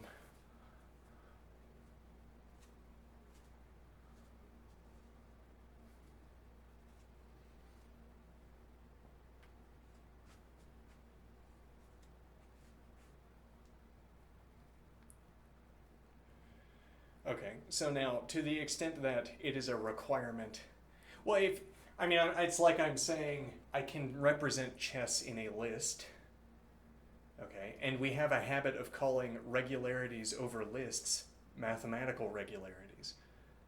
So we would have that same habit when we see the kind of manipulations we make for chess, the kinds of analysis we perform in chess. Ah, yes, this must be a kind of math, because it involves talking about the contents of lists and relating them to one another.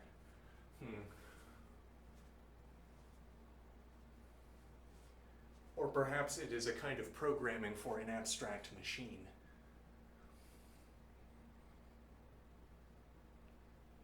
A list machine.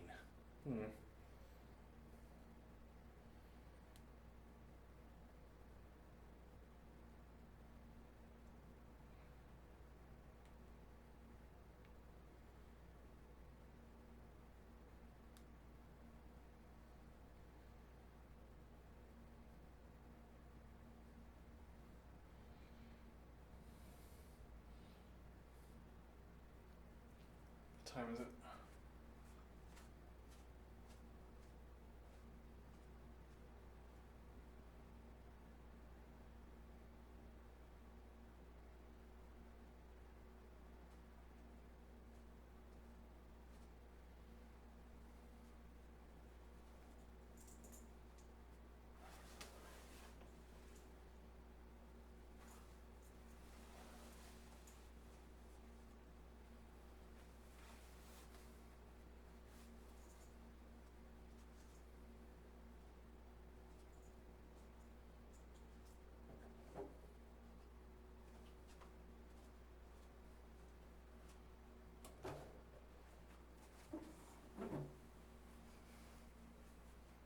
I adopt that kind of prodding tone of voice.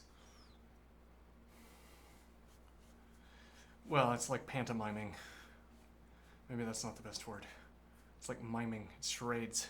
I'm playing charades with emotion. Playing charades with attitude of the voice.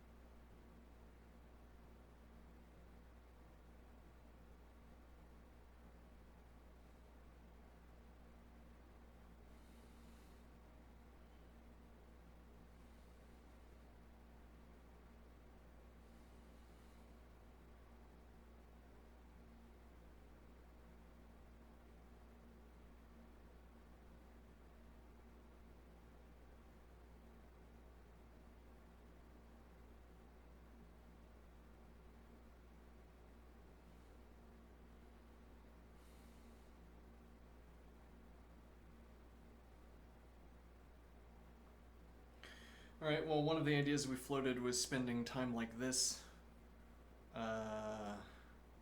studying Dvoretsky's in-game manual.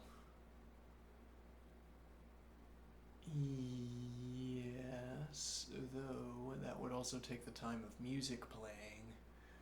Yeah.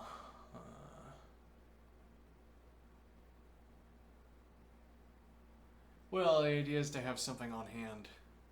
Well, and these are like, I don't know, we could see if these are sort of digestible projects. Digestible. An hour-long project.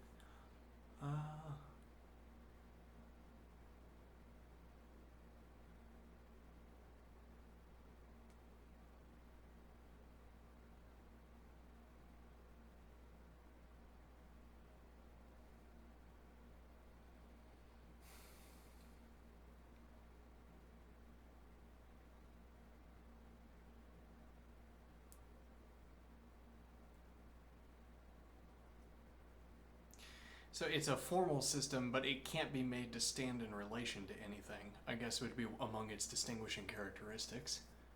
What do I mean? So we have a formal system of logic. Okay, we want the formal system of logic to stand in a consistent relation to how we formulate logical expressions. As in, if I take my semantic reading of the syntax before and after any transformation, I would agree that they're talking about the same thing. Or, well, if I say biconditional, they're talking about the same thing. They're saying the same thing, or the same state of affairs would have to obtain. Or if it's a conditional statement, then I would say, yes, this antecedent does necessitate the consequent. Or the other bizarre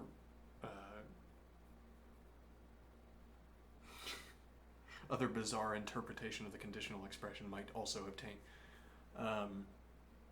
Or similarly, if we have a formal system, well, if we have a formal subsystem, as it were, of algebra, a formal subsystem of analysis, where we have the description of a physical system or the description of a machine, for instance, which we could also say is a physical system, then there's a mapping that we can maintain between the model on the one hand and the physical system on the other hand. I can have a state of the model that corresponds to the physical state. If I predict, I can choose an upcoming state of the physical system and be correct within however many sigma of precision or whatever. Yeah, that's not a good phrasing. Yeah, whatever. And so what is the point? Well, chess can't be made to stand in relation to anything. Now, you could desaturate it of its details, as it were, and you could use chess to talk about strategy, for instance. So really, there would be this sort of parallel realm, domain of game playing, well, like game theory, where chess being an instance of a game can be used to talk about other games.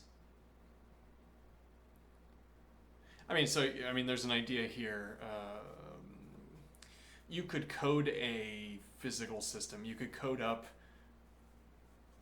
a sort of machine that could read my hands of cards, okay, and adjust the physical environment on the basis of what cards are in my hand. All right.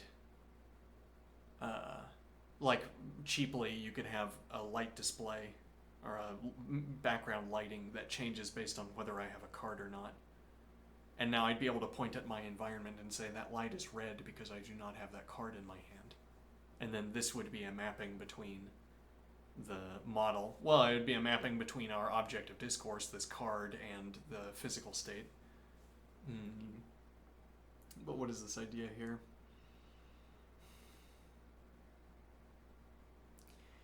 The idea that a physical system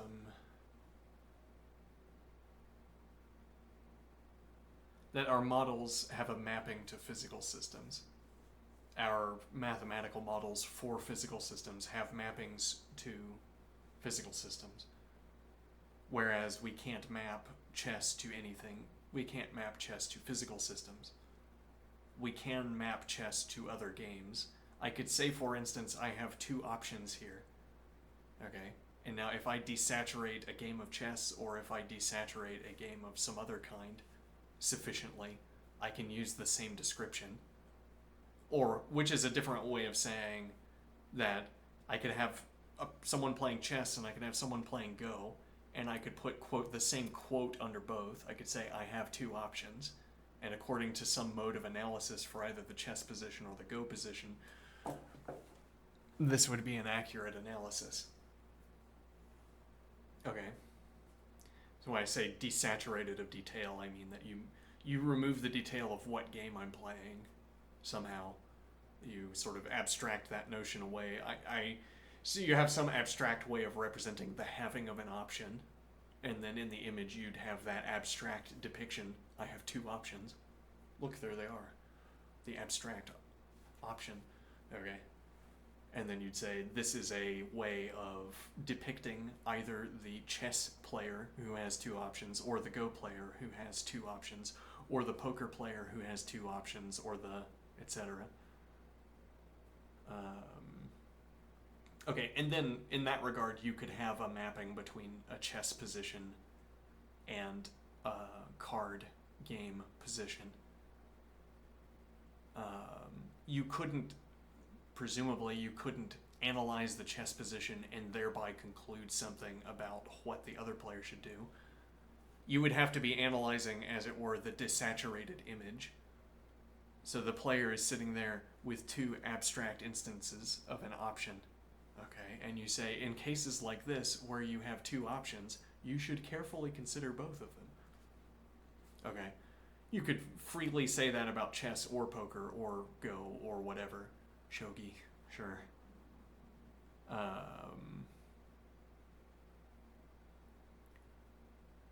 But performing chess-specific analysis is unlikely to... Well, it's like you could do combinatorics, for instance. You could imagine... Well, so chess-specific analysis is not going to tell you what choice you should make out of the two or however many. It's not going to tell you... It's not going to be useful. It's not going to be modeling the choices that are available in a different game, unless somehow the game was so much like chess that you could speak about one while speaking about the other. Okay, but chess could present a field within which you could do combinatorics, for instance, let's suppose. And then similarly, you could do combinatorics in chess, or rather in a card game, in poker. All right, and now the idea would be you could do the same combinatorics in either case.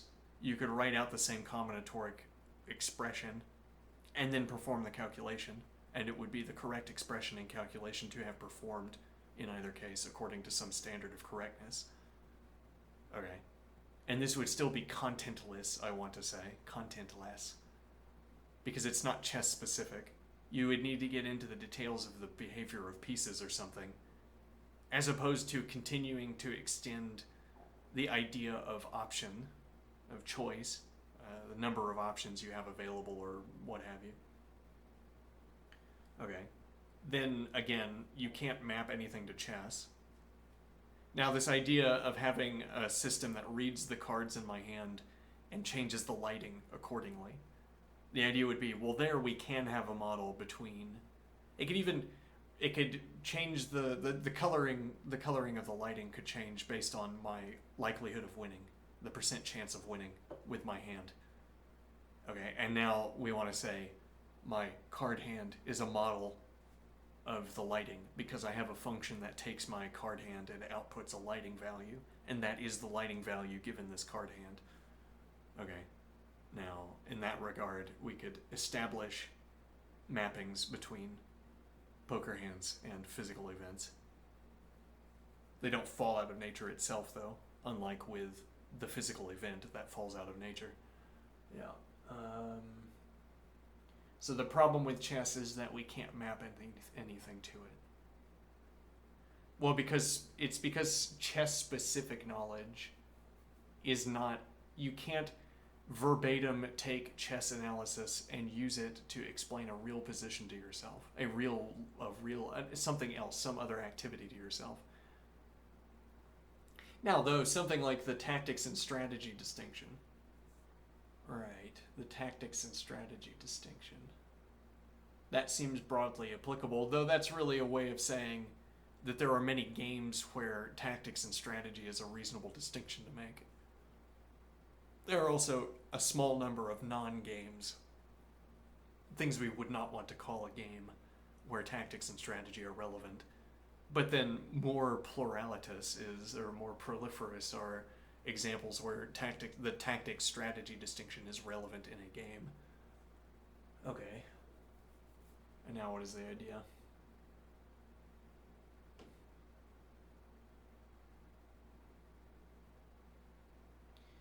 Well, again, you would not be talking about the particulars of chess, though you would find it useful, like if I'm trying to explain the distinction between tactics and strategy and I want to talk about it carefully, I'm best suited to doing that by talking about chess because that's what I've spent the most time playing. So if I wanted to elaborate on this distinction, if I wanted to opine about the distinction between strategy and tactics, I would do so by talking about chess, using chess examples. And I might even want particular examples. I might want to engage in analysis and then point at myself performing analysis. But then what I want to relate are regularities in how I perform analysis, not regularities in chess itself. Though you might make the same verbatim observation about models of physical systems. I'm not interested in the exact values, but rather I'm interested in how I perform the analysis.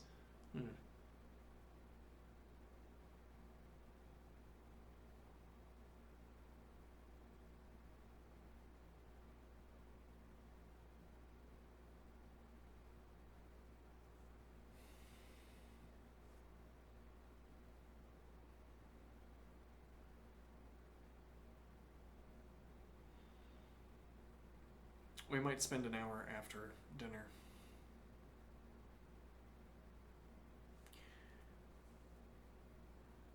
Though that's not really the point, no.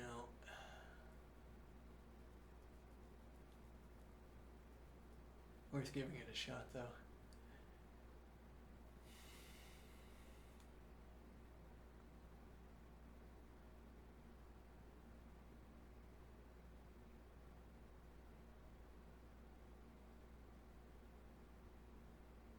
Well, but then it's not physical events that we're trying to model with chess, or rather, we could take this observation to heart and say that if we did want to apply chess to anything, we'd want...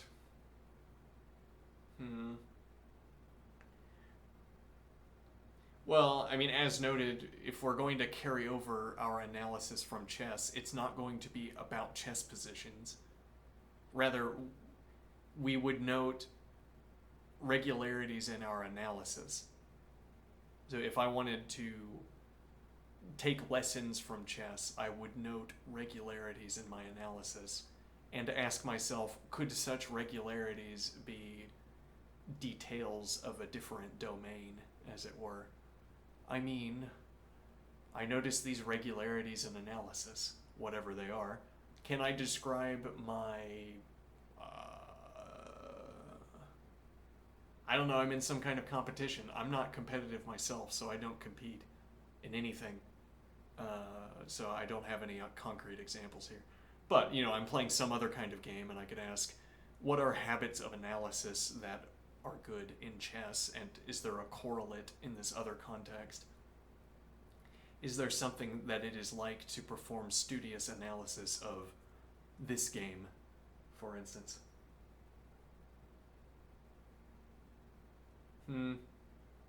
Though then, I think chess analysis, the object examples of talking about chess positions, also sort of show us what the particulars are, or they give us an example of particulars.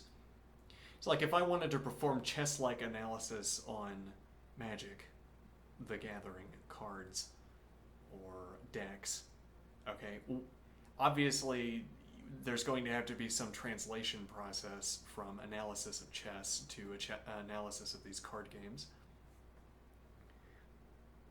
Okay, and now the question is there such a translation to begin with? I mean, is there anything it is like to analyze? How little do I have to desaturate, or how much must I desaturate my description of chess analysis before I can be describing analysis of a card game?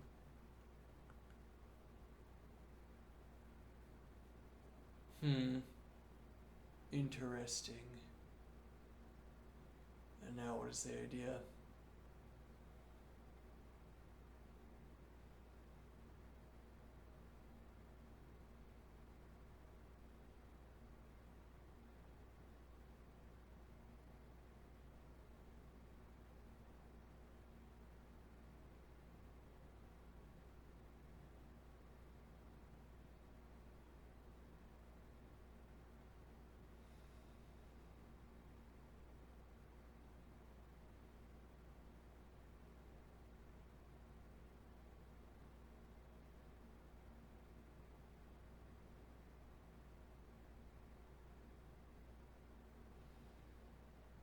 So I say, looking at these object examples of analysis, I perform chess analysis. Okay, so I get my object examples of performing chess analysis. Now, one of the questions I can ask, so I think one of the ways of interrogating this process is to ask, what are the particulars? I mean, what is my analysis about? As if my one example of a good matchup between analysis and object of analysis is provided by chess.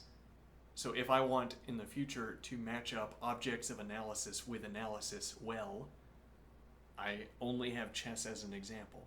Now I pull out my deck of cards and I ask, what are the objects of analysis? How do I perform analysis here? Before I begin to talk about my deck, how do I perform analysis? Well, what are the particulars of analysis? Pieces? I don't know.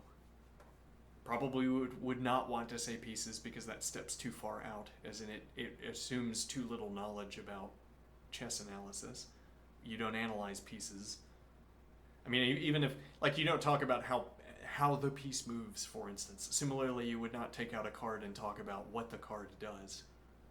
Rather, you'd want to perform like, if we're carrying this analogy through, a chess-like analysis of Magic would not involve listing out the card text, but rather it would be talking about what kinds of options are opened up by having that card in your hand, for instance. Similarly, when you talk about pieces in a chessboard, or on a chessboard, you're not as if you're not fixated on how the piece can move, but rather you're thinking about what options are available to you as a consequence of the piece being in that position. Now, the point made there is that I'm using the same phrasing in both cases, or I could have if I made a mistake and deviated. I can use the same phrasing up to the point where I say pieces in a given position or cards in hand, which are themselves analogous objects of discourse. Like I could keep comparing a piece in a position with a card in hand if I wanted to, thereby implicitly justifying the unification of description up to that point. I say I'm interested in a piece in a position because of the options that I have associated with that piece. I am interested in a card in my hand due to the options that I have associated with that card. Now it's word to word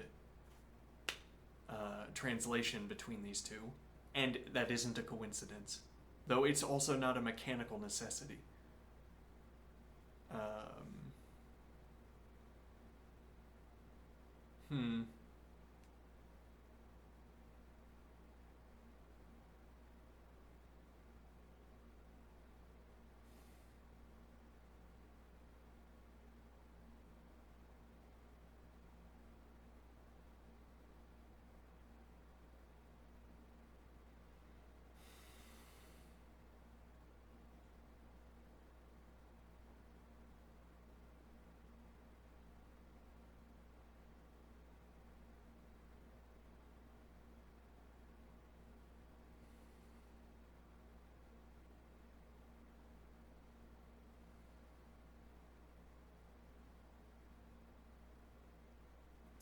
Well, and in that regard, you might say game theory is like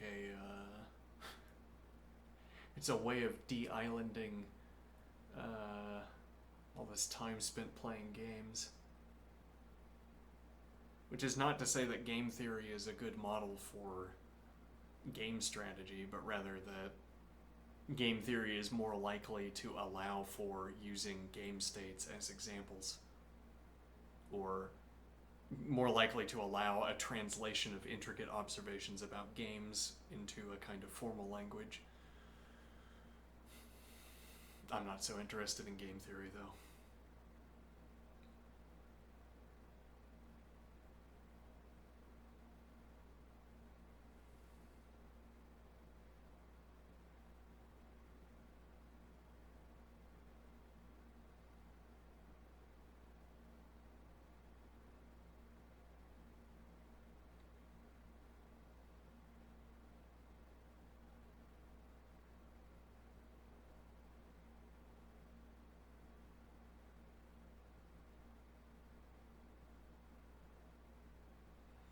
I had too many carbs earlier, and I am now hungry. Distractingly hungry.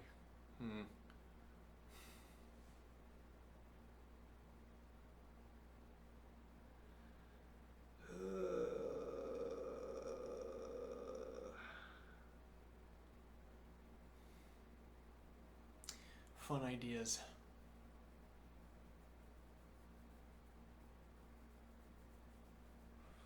Well, I was in that chat when that person brought up when that person started insisting on computer neurons are the same as brain neurons, and word choice is the same as model prediction.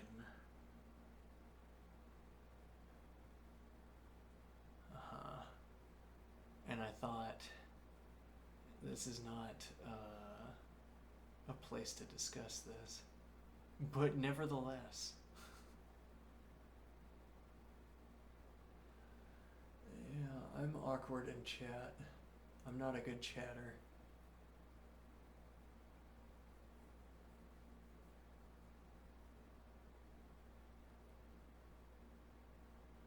I'm glad. I think the discussion was interesting. I mean, rather, the discussion I had with myself was interesting.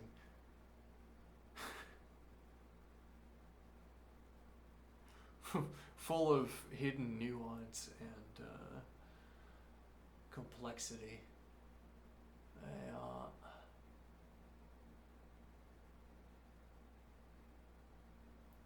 I need advice on chatting. Chat, how do you chat?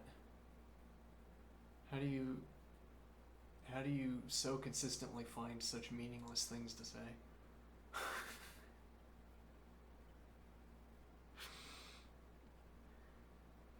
How is there always some how do you pump your virtue? How do you prepare your virtue to generate small talk? I don't know. I'm for the most part I'm not interested in cultivating the small talk engine in my brain. It's not the branch of knowledge that I want to cultivate.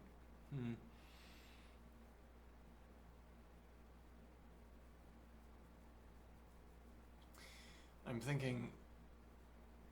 thinking about my willingness to trim off the beard.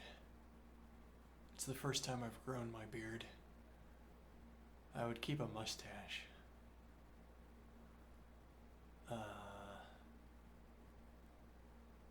I'm not sure about my willingness to shave it off, though.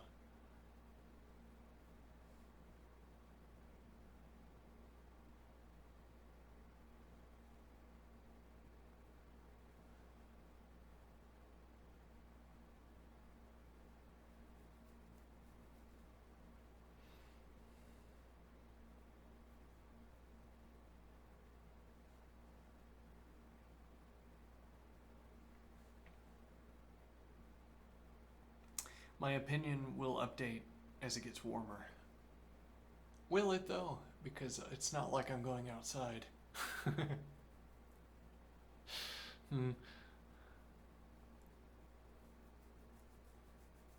Alright, well, I'm starting to hit loss for words territory. And that is in part because I had 40 minutes and we should have spent it doing something. Yeah, well, again, distractingly hungry. Yeah.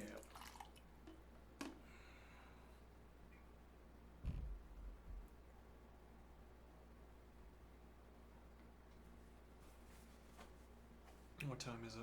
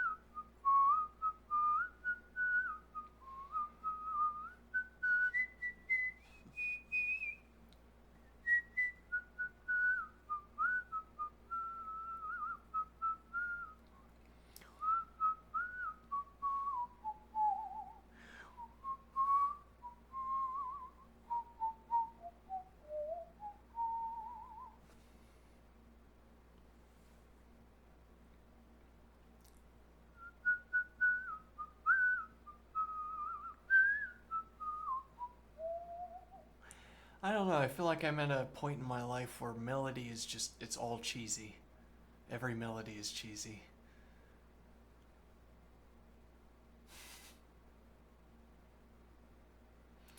I hear a piano melody and I just think, you're just pressing buttons.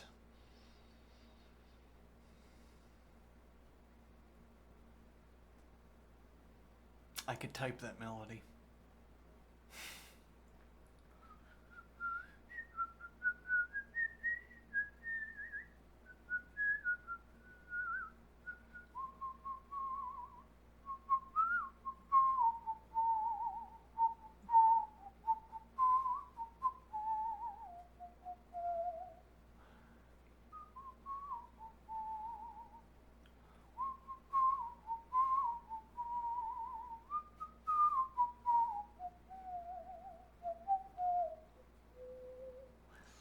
No.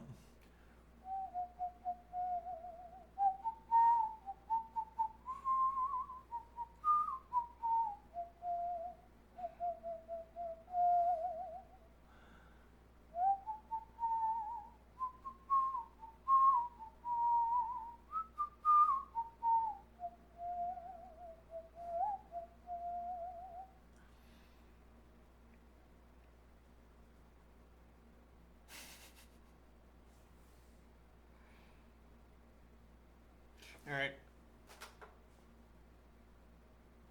I'm gonna go take a shower because I soaked myself through with sweat. Have a good one. Farewell, chat. Have a good day. I'll be back in, I don't know, an hour or so. Yeah, it's like an hour and 10, 20, 30, whatever. Okay, see ya.